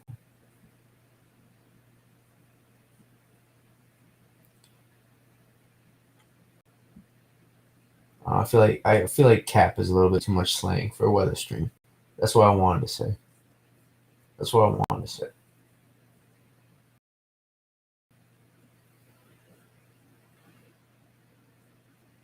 Thank you. Yeah, bro. It's just I don't know anyone that doesn't call it just Ian. That's his name. That's the name used by the National Weather Service. It's pretty agreed upon. Oh, we got South. We got South Fire and Hot Towers. I'm curious. That's got me intrigued. What we got here? Yeah, right here. Boom. I think those are the ones I'm picking up on. Yes.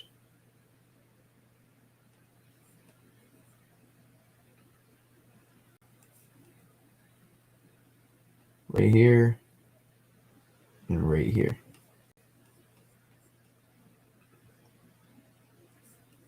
The set of nipples right here. That's what I'm looking at right now.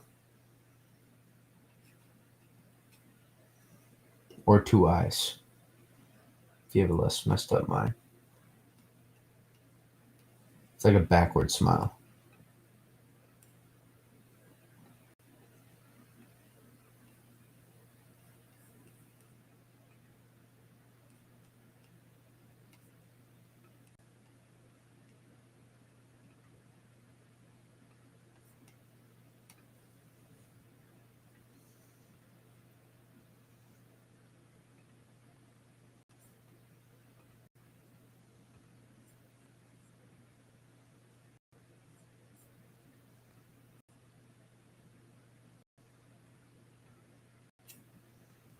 You get to see a live tweet right here. You're about to see live tweet.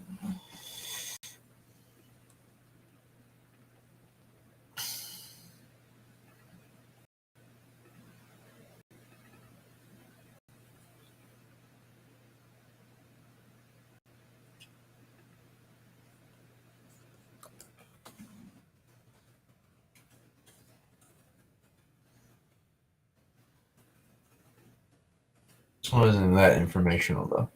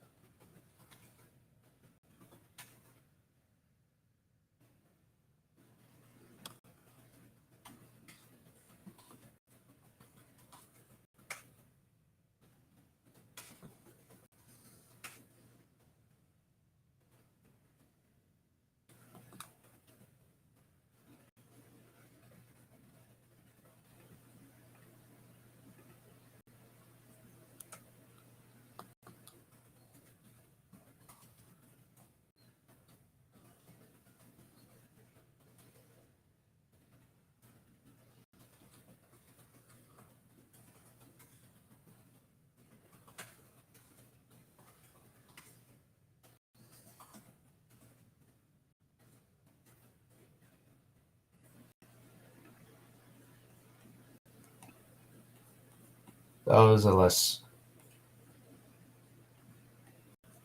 This is a more lighthearted tweet, less informational. Man, I don't need 3 hours ago. See something with these hurricanes, you need the latest up to date information. But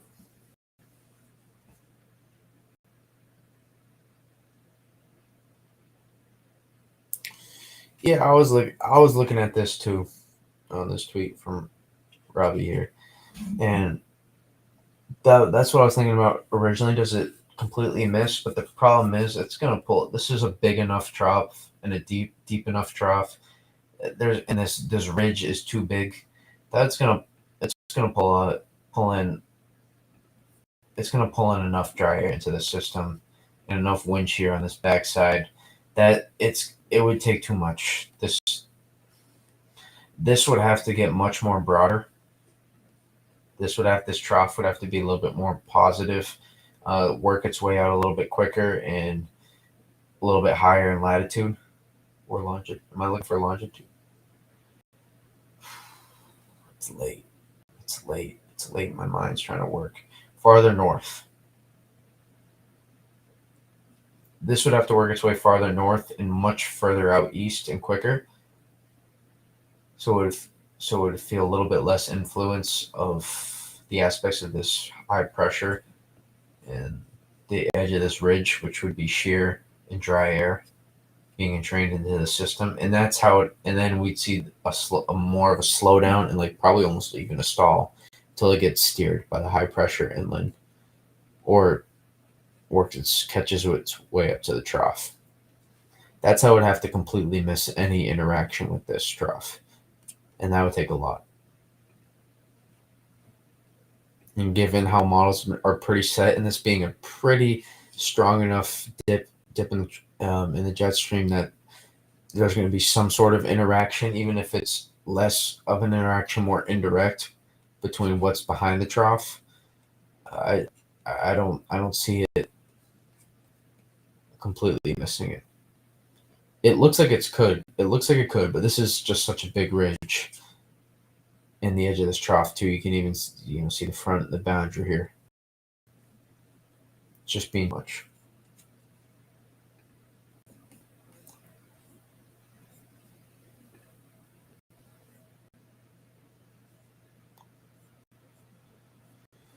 Anybody, please, not those.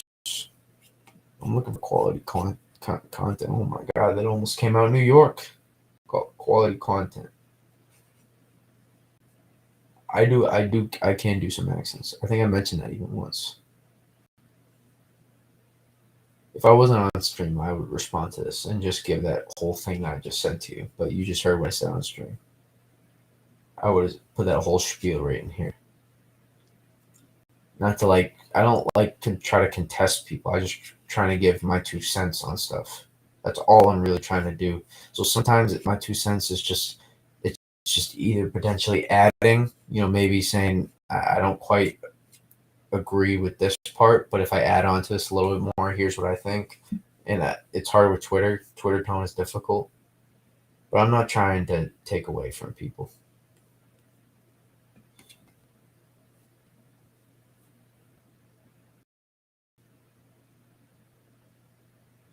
I just had one. I just had a little rain not too long ago. Not too long ago. 5 likes. That's a high right there. People like the stream. I mean, we first came in the stream, it was popping. We had like 30 plus people in here. We had like 35 people in here.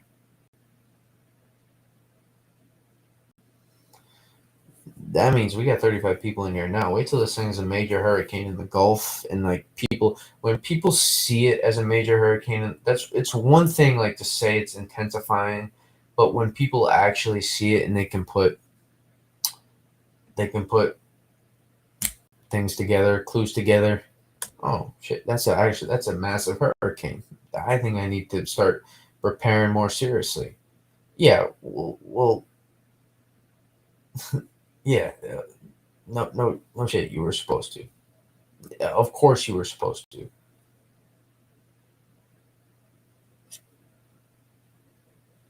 But just some people are a little different. Can be harder to get to some people than others.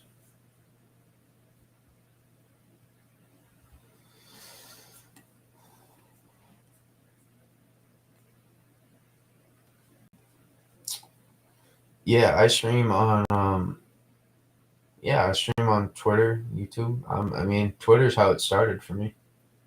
Actually, YouTube is technically how it started. I put some crappy winter outlooks and stuff years ago, and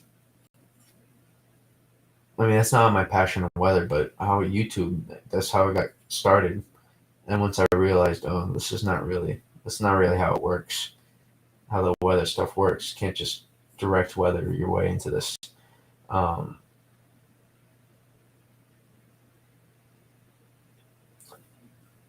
Yeah, I actually should start trying to learn this. And I'll say, I'm gonna plug someone's content right now.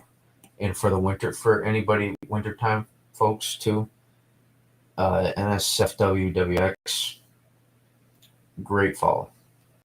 She's probably gonna be up here. His name's Billy. He's great follow. He can give you real. Sometimes you're not gonna like how he handles. He's gonna let his mouth run sometimes, but he has reasons for his madness. Sometimes he's a really good follow. Really good follow. He's a goat. He's one of the goats, in my opinion. Like when it comes to winter forecasting, I don't think there's anybody better than him. There may be people as good as him, but I don't think there's anybody better than him. He's as good as they come in terms of being able to break down every little part of it and actually make forecasts. Use the models as tools. That's why he's so good. It's because he uses the models as tools based on what's happened in the past, and then uses it for the future. That is why he's as good as he is. And he's starting to do some hurricane stuff too now. He has some content in there, so he's put some stuff out there for for Fiona he talked about, and also for Ian. He's been putting some more content out there as well, because he never used to do any of that, but now he's been putting some hurricane content out there, and that's not his specialty. He'll probably even tell you he loves the winter stuff, and he's maybe even better at the winter stuff because he has more experience with that. But he's really good as well for people that are curious. And he has a Patreon too if you want to support him, if you want to help him. He's a volunteer firefighter. And also, he has a few kids as well. Beautiful family. So in the wintertime, you'll see us probably interact. So I'm trying to figure out me trying not to overlap his streams at all because, I want to watch his streams. I mean, man, I'm like a kid in the candy store watching his streams. They get me excited during the wintertime. And just to, bounce thoughts off of him in the comments and stuff, and just get an idea what his feel is for, because I try not to let other people's thoughts influence how I break down the stuff. But I want to stay connected. I want to know other people's input though, and how that compares to mine. A little bit different for hurricanes, because I would say that's not my strongest specialty. Like I know the stuff pretty well. Like I'm not even going to try to compete with people like Andy Hazelton and all those hurricane senior specialists. That's not even close to my level. They have years of meteorology stuff and degrees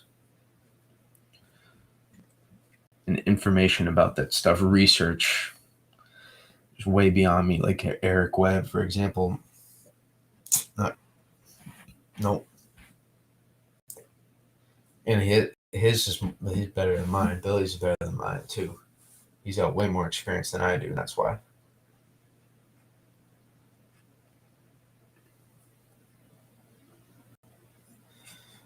Winter is hyped. I mean, that's a southern answer right there. A little. I'm not gonna lie.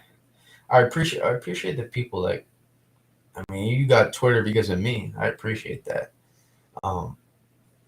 But winter when you get winter, when winter happens to you, it's amazing. It's amazing. Nothing's better than waking up after a snowstorm the next day, in my opinion.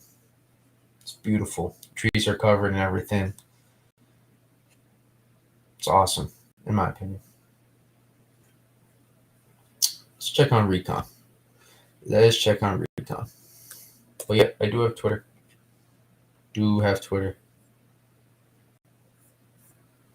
Boom. Right here. Those pictures. Always got to get those day after pics. And it went through the center. What do we got? So it didn't go through. Important to know, southeast side is still almost 65 miles per hour on the southeast side. So typically so far as well, I'll say is these have been pretty even. Flight level winds and surface winds have matched up pretty well. Well, that's not even going to be close to a straight line. Screw it. It's not even going to be close. But you see what I'm trying to do. So 10 tends to be where flight level winds tend to be a little bit stronger than the surface level winds. And they're slightly stronger, but usually it's a little bit more difference. Usually they're about 15% stronger, which is why we usually use a 0.85 reduction. So multiply it by 0.85, quite literally. And that's what we use for a flight level wind reduction if we get some suspect readings from the SFMR, if we get some sus readings from the SMFR. But one thing that immediately points out, you'll probably see another live tweet in a second, is remember we talk about a lot of these streams, mid-level center, low-level center, and we look for these to be stacked? Well, look what we got here. This is near perfect. Near perfect, the stack here. Notice how the winds go down with the drop in pressure? I mean, coincidentally, almost to a T. This is really good. Maybe a little bit on the eastern side. Slightly tilted on the eastern side. Not quite perfect. But that's what I like to see. I want to see what pressure is. Looks like it hasn't dropped all that much. That's shocking. But I bet you winds have caught up at this point. Unless they missed, it's possible they got it. we're just gonna have to wait for them to get that northeast quadrant. But I said earlier, I expected like a low end hurricane. That's what I was expecting. I wasn't expecting this, uh, to be a cat two, like a strong cat two. I wasn't expecting it to be like that.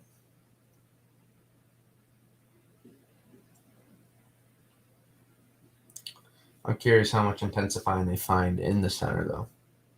That'll be curious to do too. But yeah, I'm gonna tweet another live tweet coming, baby. Let's do it.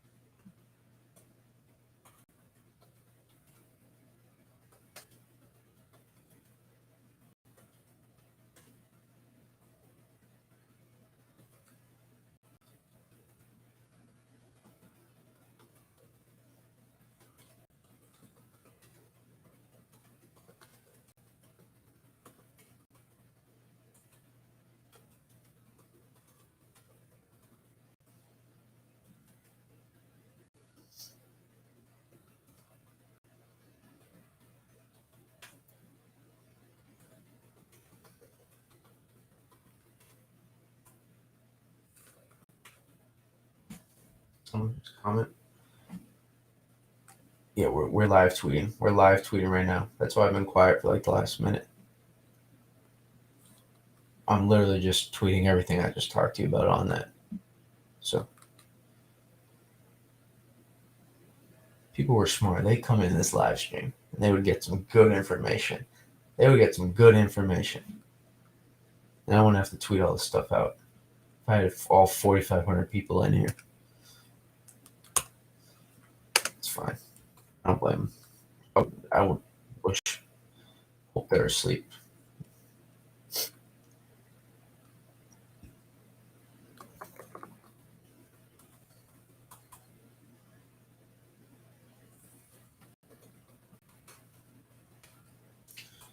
Honestly, wintertime, we could get hundreds of people in here during the wintertime. That wouldn't shock me. People in the wintertime, it's less taxing. It's all the higher populated areas, density too. And when you have all those higher populated density people, if that made sense, higher populated density people, higher population density people. Damn, what's the right way to say that? What's the right way to say that? You know what I'm trying to say. When you have like New York people, freaking Boston people, Connecticut coast people, Hartford people, Philly people, when they're all getting stuff, they all converge in those streams. They want to get that information. So we'll probably get like hundreds of people in there in those streams.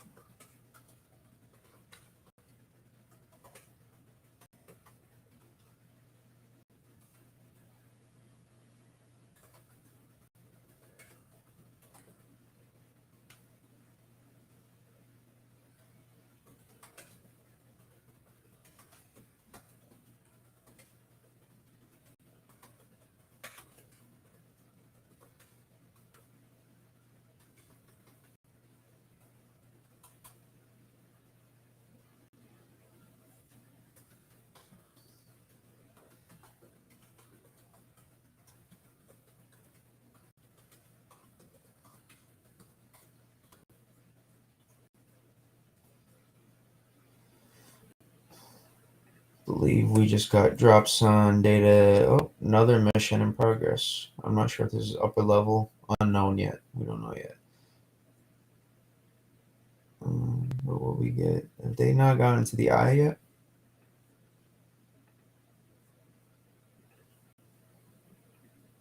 Nope, they haven't got into it. They just got outer wind band. That's it.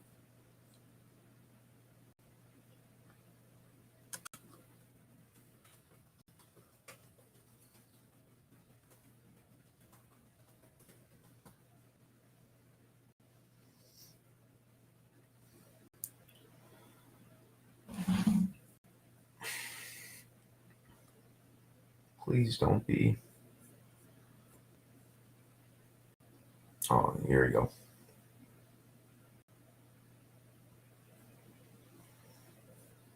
I don't disagree. He told me we went back and forth a little bit a couple of days ago. He was pretty bullish on this one. He's liked it from the start in terms of its development. Former National Hurricane Center director. He's always, in terms of general info, especially because that's what he has to specialize in. He's trying to communicate messages to the public, and he saves the analysis for his colleagues. That's what he uses his Twitter for account too. That's what he is on the Weather Channel as well. I would love to get more analysis from him on here. That'd be beautiful. But I mean, he has a job. He's retired from the National Hurricane Center job. He probably doesn't want to be on Twitter all the time doing analysis. I don't blame him. He can just do his own analysis. But bright mind here. Bright mind, obviously. Former National Hurricane Center director. He knows what the hell he's talking about. Good follow for general information. We don't need that stuff. There was some rotation earlier tonight east of. There was some rotation just east of New York City tonight. Actually, there's a little bit of rotation, weak rotation, near the Long Island Sound. I did notice tonight on radar, but looks like it was just new. This notification for every time we get a new recon plane that starts to go, then I like to get that notification so that I can start preparing to look at recon. All right, let's take a look. What we got? You? Nobody? That's up first.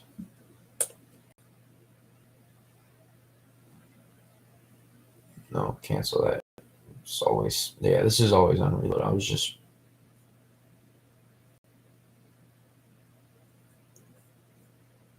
surprised. Hey, I don't mind. I don't mind. Maybe you're just enjoying it. There's still people in the YouTube room, so.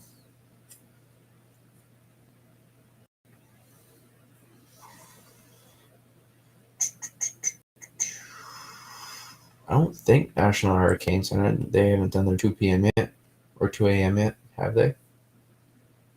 Doesn't look like it.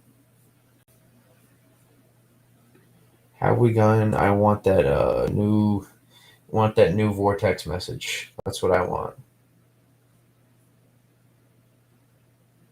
Still haven't gotten it yet. Kind of want it. Kind of need it. Now I can't have this die out on me, so we gotta plug this bad boy in. This, I mean, we drained 80% in 2 hours.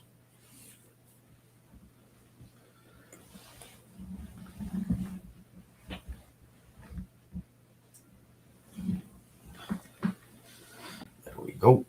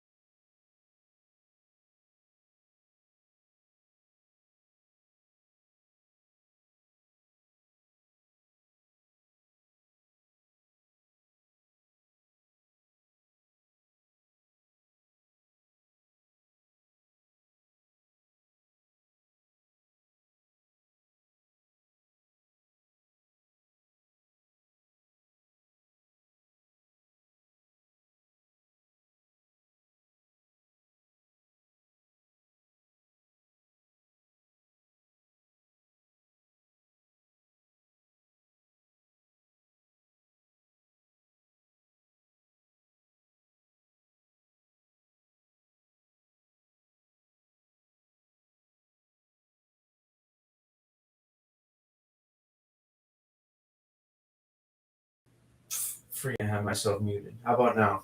We should be good now. You know?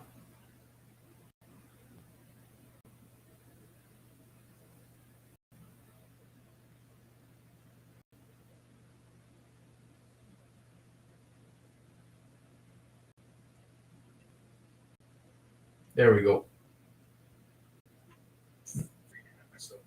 Now we're cooking. Now we're cooking. All right, 2 a.m. advisories out. Again, comes down to evidence. It's like making a case in the court. They don't have all the evidence, and they can't either charge you or not charge you.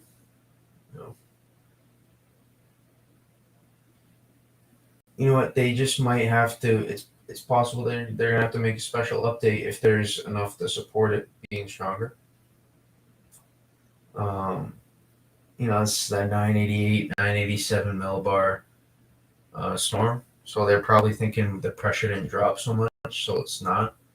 But I mean, typically this is the pressure we see associated with a Cat 1 hurricane, borderline, a low end Cat 1 hurricane. Typically, this pressure we see. Let's take a look. The next pass, when they work into that northeast quadrant, are they going to get, is that an eye opening up here, or what is? I mean, they upgraded at 5 miles per hour, so it's 70 mile per hour tropical storm.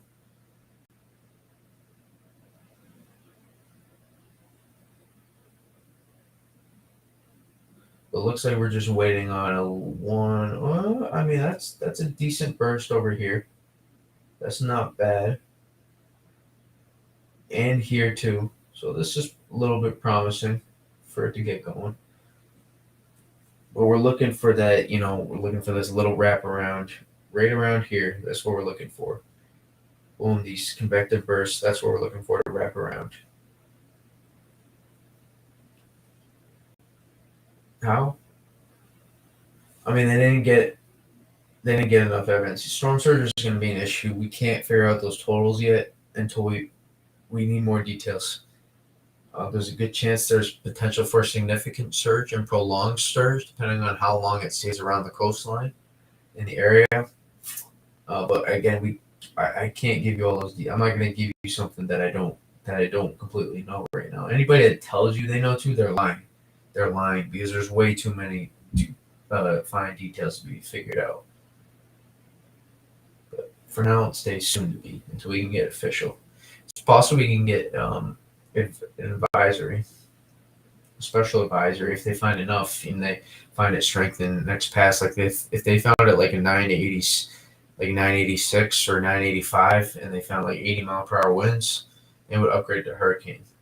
And the difference between tropical storm and hurricane too, typically Hurricane Center likes to jump on that for messaging too, just in general, so they can tell people. And when you hear it's a hurricane and not a tropical storm, that typically gets people to take it more seriously too. It's sad that it works that way, but they don't understand everything that we do. But when you hear a hurricane's out in the Atlantic, that makes you, and it's coming your way, whereas a tropical storm, even if it's 5 miles per hour, which is as stupid as it sounds, it makes a difference in the messaging. Believe it or not, it does. Sadly, but it's true. It's true. It does.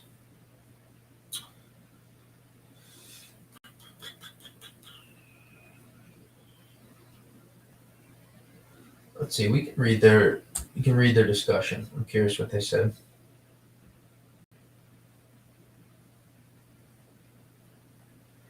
Two a.m.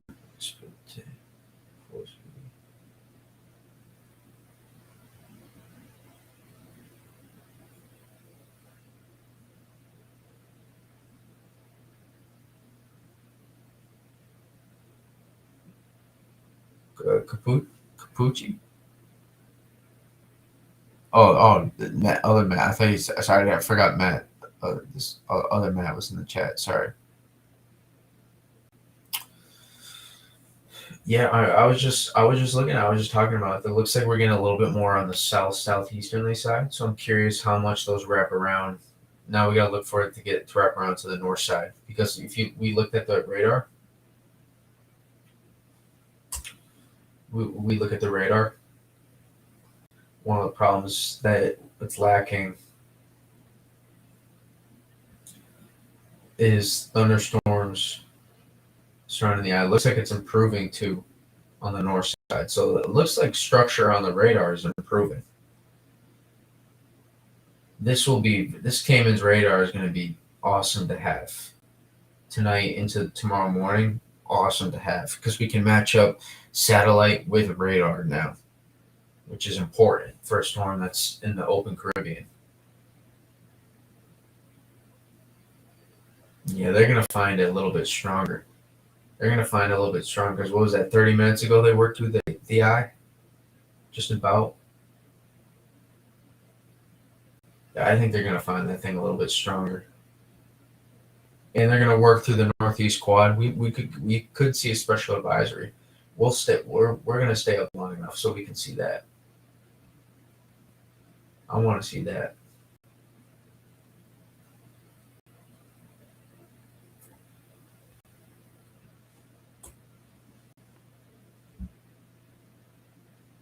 And again, this has been a storm that's proven it doesn't need minus 90 degrees Celsius cloud tops to get going.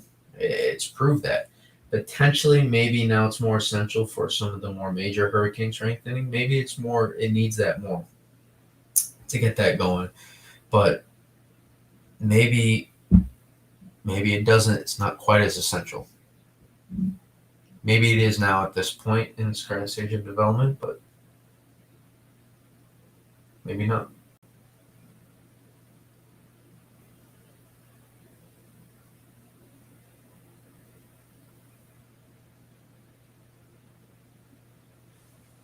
I'm curious to see where in relation the eye is to satellite right now. I'm trying to put the pieces together.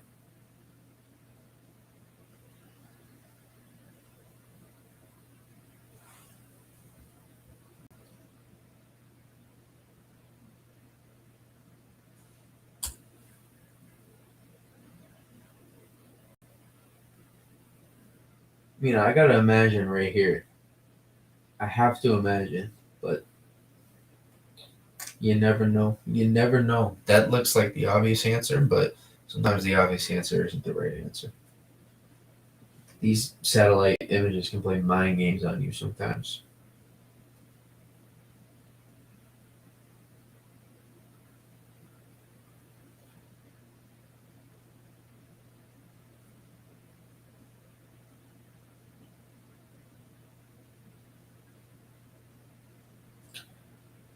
But it looks damn near closed off. It looks close to closed off at this point. I don't know how Bill Burr came up, but I'm not sure how Bill Burr came up. But yeah, I like Bill Burr. I love stand up comedy. I don't know how that came up, but Bill Burr talk about hurricanes.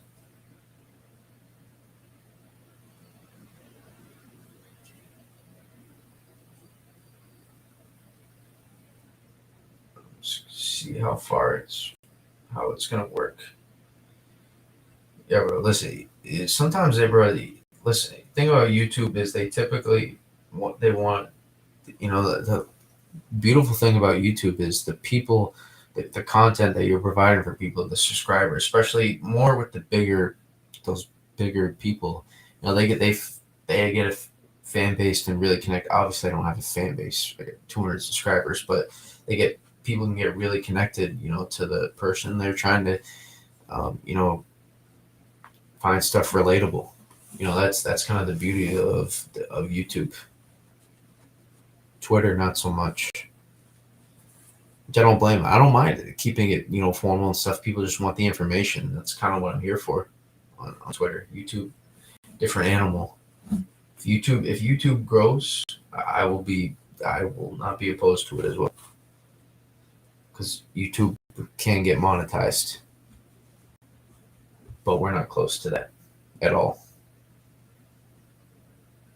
But I didn't really do this for the money. YouTube, I can just it'd be extra. I already have sources of income already, so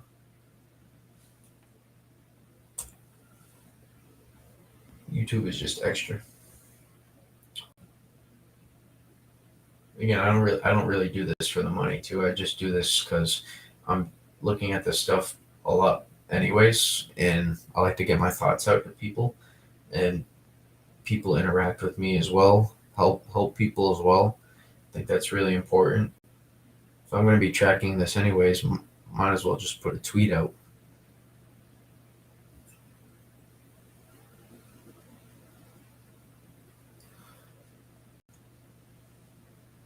Because I can, and then I can relate to a lot of people too. I remember the point I didn't know jack about any of this stuff. I was just, obsessed in the hype and the models, all the weather. I was just a noob to all this stuff. And I know there's a lot of people out there too, so I kind of understand that. It's the same. Some of those are some of the same people that frustrate me, but at the same time, I remember where I was when I was younger, just years ago. But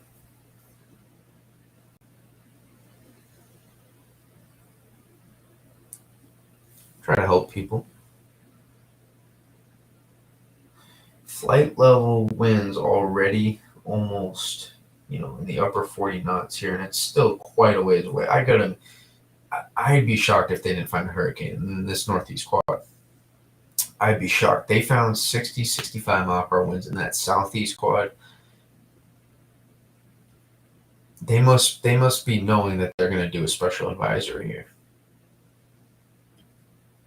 And for anyone that's not clear, special advisories are released when the National Hurricane Center feels they have new enough information and they're not close enough to the next advisory to the point where they feel they need to get this information out now.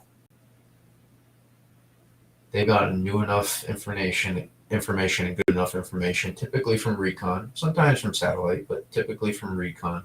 It's very rarely from satellite, almost always from recon. The hurricane hunters, when they get information,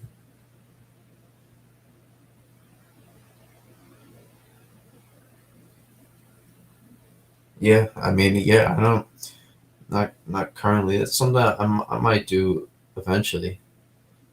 I might. I don't want to get. I don't want to get too personal. So I don't want to too much about my personal life, but because that's not why I really. That's not really why I joined Twitter here. Just the weather stuff.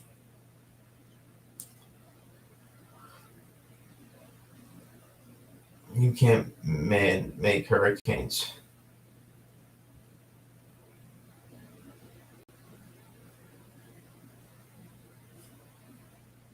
Yeah, the Nuka hurricane thing too is just ridiculous. That was like 5 years ago or something, but you can't do that.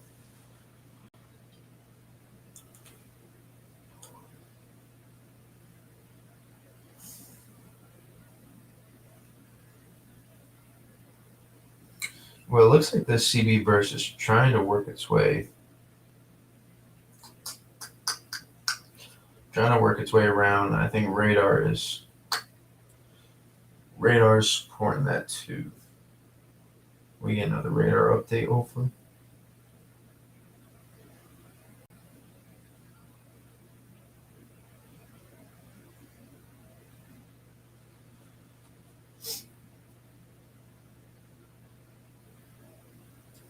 Man, it's like an 8, 9 hour loop, which is nice, but at the same time, I could do with just a 2 hour loop.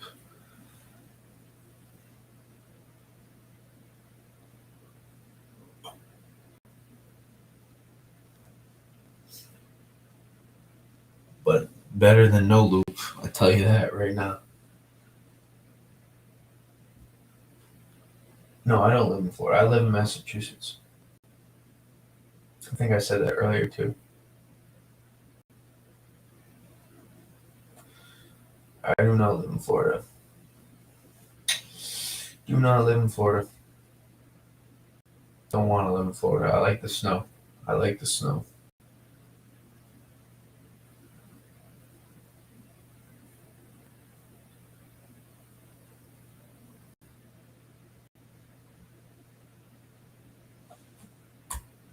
I'll chase hurricanes eventually. Eventually, I was planning on doing it actually like the last summer. I wanted to. Didn't work out. But it looks like the eye is starting to warm. If that is truly the eye, it is starting to warm a little bit. And when you get the center to warm, you get the eye to warm, you can get pressure. The pressure drops. Those falls. Those drops in pressure can fall much more rapidly when you get the eye to warm, which is what we look for more in the beginning stages. But man, that is a strong, strong, strong out of band.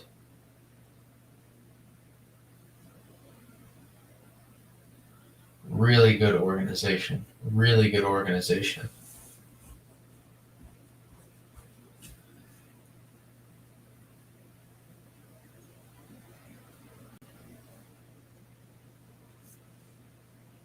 The dilemma of being tired right now, but also wanting more information.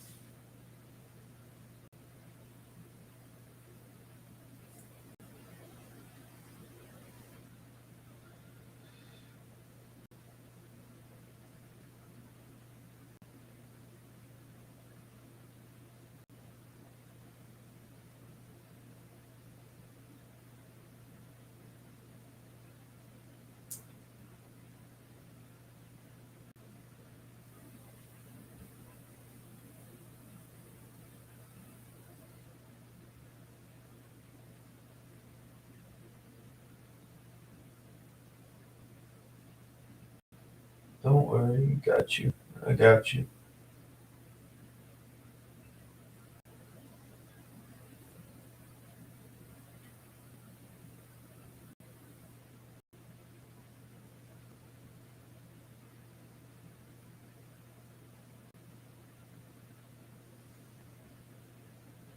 Well, we have to get a new recon. Thank you. Let's take a look. Flight level winds approaching 57, 57-ish knots, 57-ish knots at this point. 45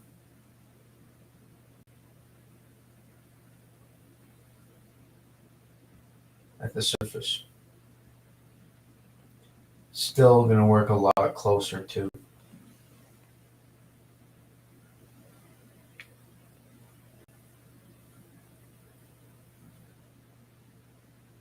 Yeah, going to work a lot closer. I mean, where we are with the gradient, still 1,000 millibars. So what we're going to look for, probably given, I'm going to take a guess, it's probably dropped into the mid 980s if I had to guess. That'd be my best guess. Maybe I'm wrong. Maybe it's only dropped like a millibar or two, but I think it's probably somewhere in that nine. If I had to put money on, I would put anywhere in that 984 to 986 range. That's where I would put my best guess on. And then I think they're gonna find 75-mile-per-hour surface winds at least to support the hurricane.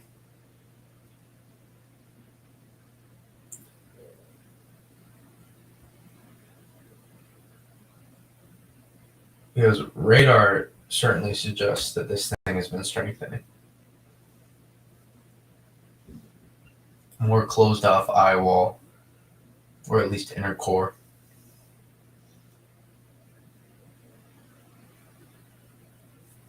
Possibly an eye warming on satellite. A little bit. I mean, it's not like it's gonna warm now and stay warm the whole time.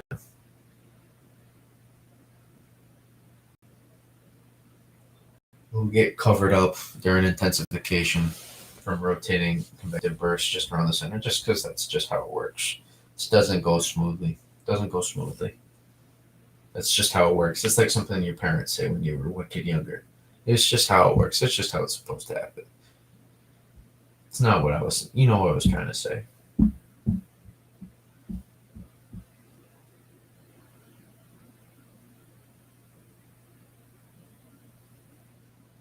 Fascinating, though. Fascinating satellite.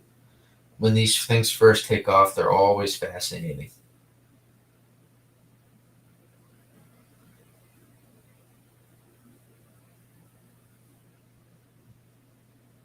Frame rate is not as good, but I mean, you can see how it's taken off. For me, it's much more clear because it's not the stream. Only 30 FPS on stream, not 60.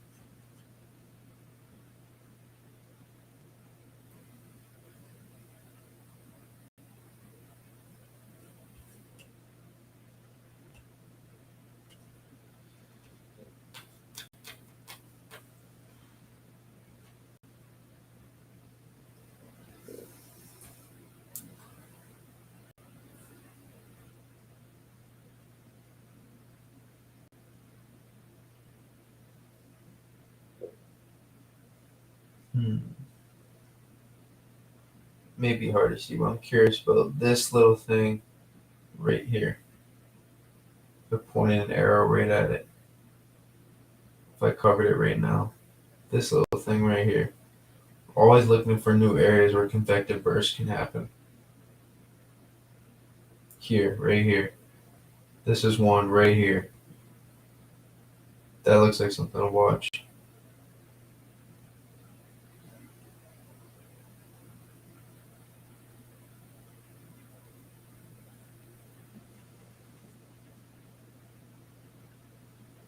Yeah, it looks like this southern southeast quad is the. I mean, there's not really an origin, but the next starting point for like our big round of convective bursts to get fired around the center again.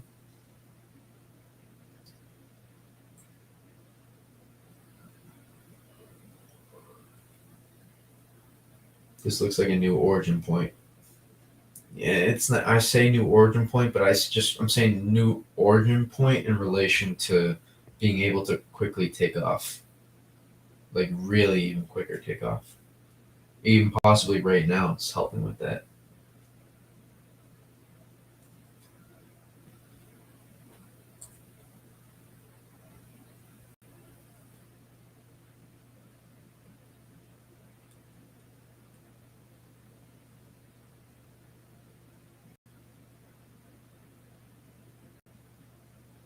Yeah, fascinating radar tonight.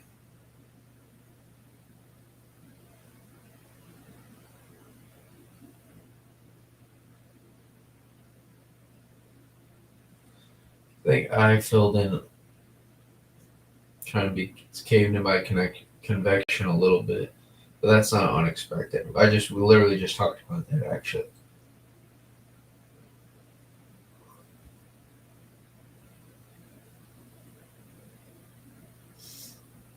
So in about 5 minutes, we're gonna get a much clearer idea,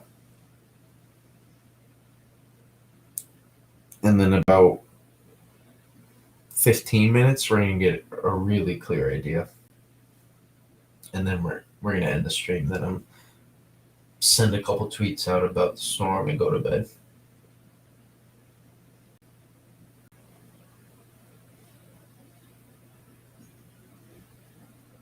Preferably, how this goes for the rest is we can start ending these streams with the 2 a.m. advisories because man, these take a toll just with my everyday life too. I love the interactions and putting the content out there and stuff, and especially with there'll probably be even more people. How it's worked is we've gone from teens to 20s to 30s is how this has worked the last three streams we've done in terms of people who've came in because there's more important impacts and it's what people care about and it's more impactful to them.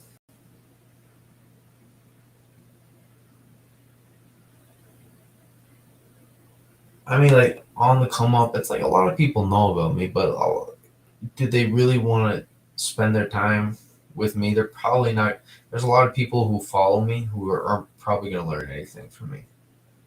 Like they already see this themselves. But sometimes maybe there's like in Twitter where maybe there's like one thing that they didn't see that I'm talking about that now they see, and vice versa.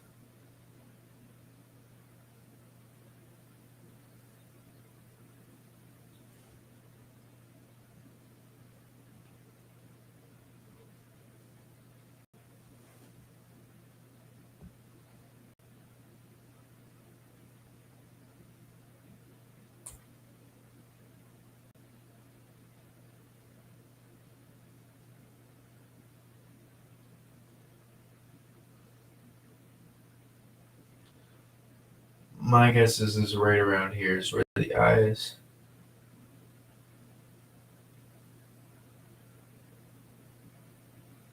I mean, it's a little bit more clearer. Like it's clear, like where around, but like trying to pinpoint the actual dead center.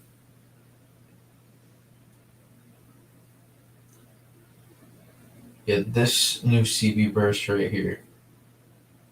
That's the one. That's the one to watch.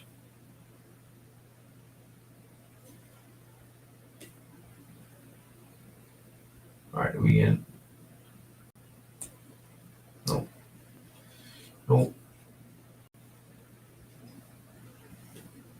Man, we check this stuff so frequently, especially when there's nothing more to talk about. Especially when I'm way too tired to even try to figure out. Like my REM cycle says I should be sleeping right now, but like I got just enough. I don't want to say adrenaline because it's nothing competitive about this right now, but just enough juice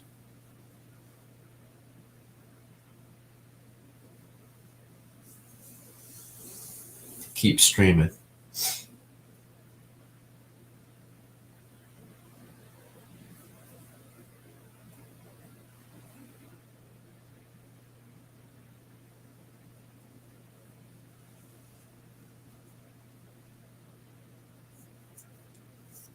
Some could use right now is what it could use is some spiral banding in around here. Could use some spiral banding in around here. Is what this thing could use right now to prevent some of that substance and dry air get into the core. That's what it could use right now.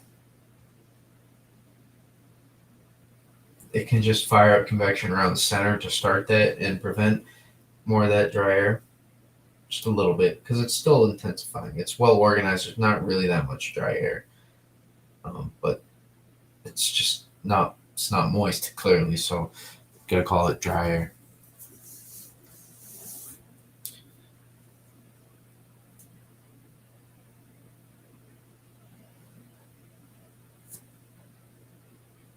Some really good structure though on radar.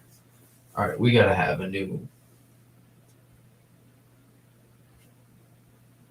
We're about to find out. I believe flight level winds around 70 knots. It looks like now SM surface winds really not picking up because there's no way you would get 70-knot flight level winds and then only get 50-knot surface winds. That just doesn't add up. And it looks like extrapolated pressure dropped even more here. What did I tell you? What did I tell you? Just about what I expected.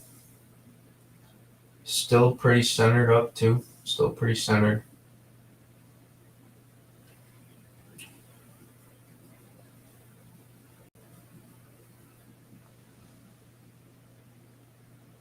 $985 on the dot. It looks like extrapolated pressure. Now I gotta wait for. Oh, they're going through the northeast quadrant. Looks like they went through like the dead east. They went through the dead east quadrant. Looks like they're gonna work through the northeast quadrant now. It's like they did a little spin out here. Right, so they worked around this edge here. Now they're coming through here. went through here and said, no, we're not going to go all the way through. We're going to head out through the northeast, try to sample the strongest winds, I'm guessing. And then I don't know. Or maybe they're just doing a quick loop around to get into the strongest winds and then head back through this way. Or maybe they're going to turn around and go back through. I don't know. But it seems like they're trying to get into the strongest winds.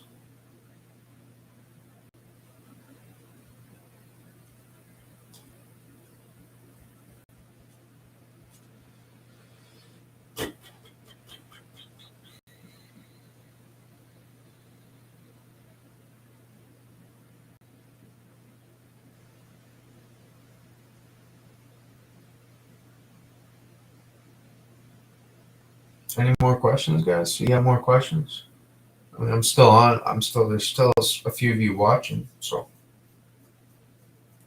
if you have questions or comments too.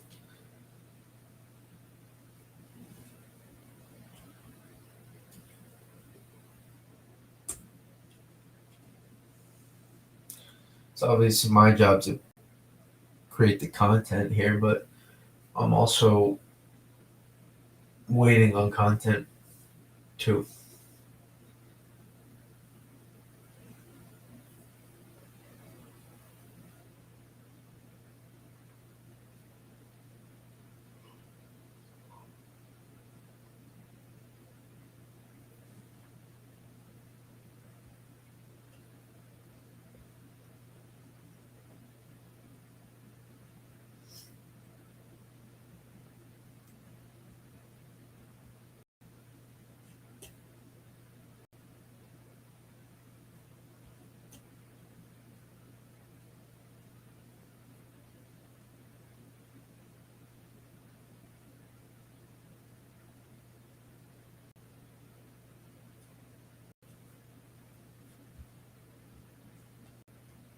Where I don't need all this extra stuff. I just need weather stuff.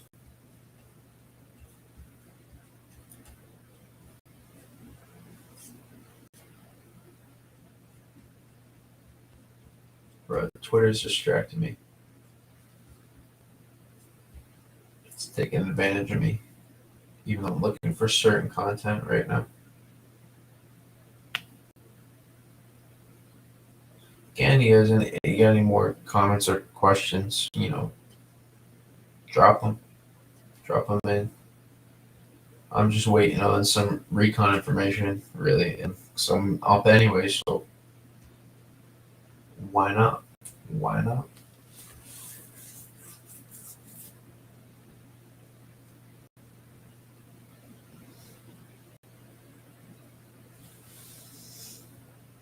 Yeah, but if you don't have any more, I can end the stream, and then I'm going to tweet this. Regardless, I'm going to tweet this stuff out. So whenever the stream ends in the next however many minutes, I will be on the Twitter sphere for a little bit longer, and then we'll end it. Sorry, I wish there was a weekend with this storm. Wish it was, so then I could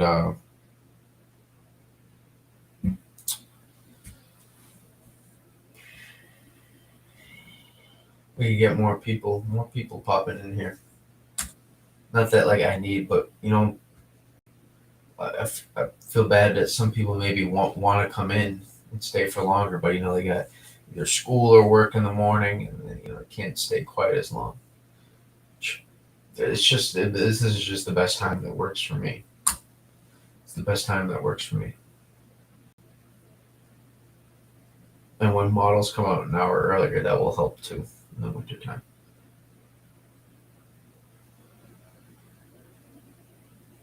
It's not like it's my streams aren't centered around the models, but it's just kind of coincidentally and not so coincidentally good timing.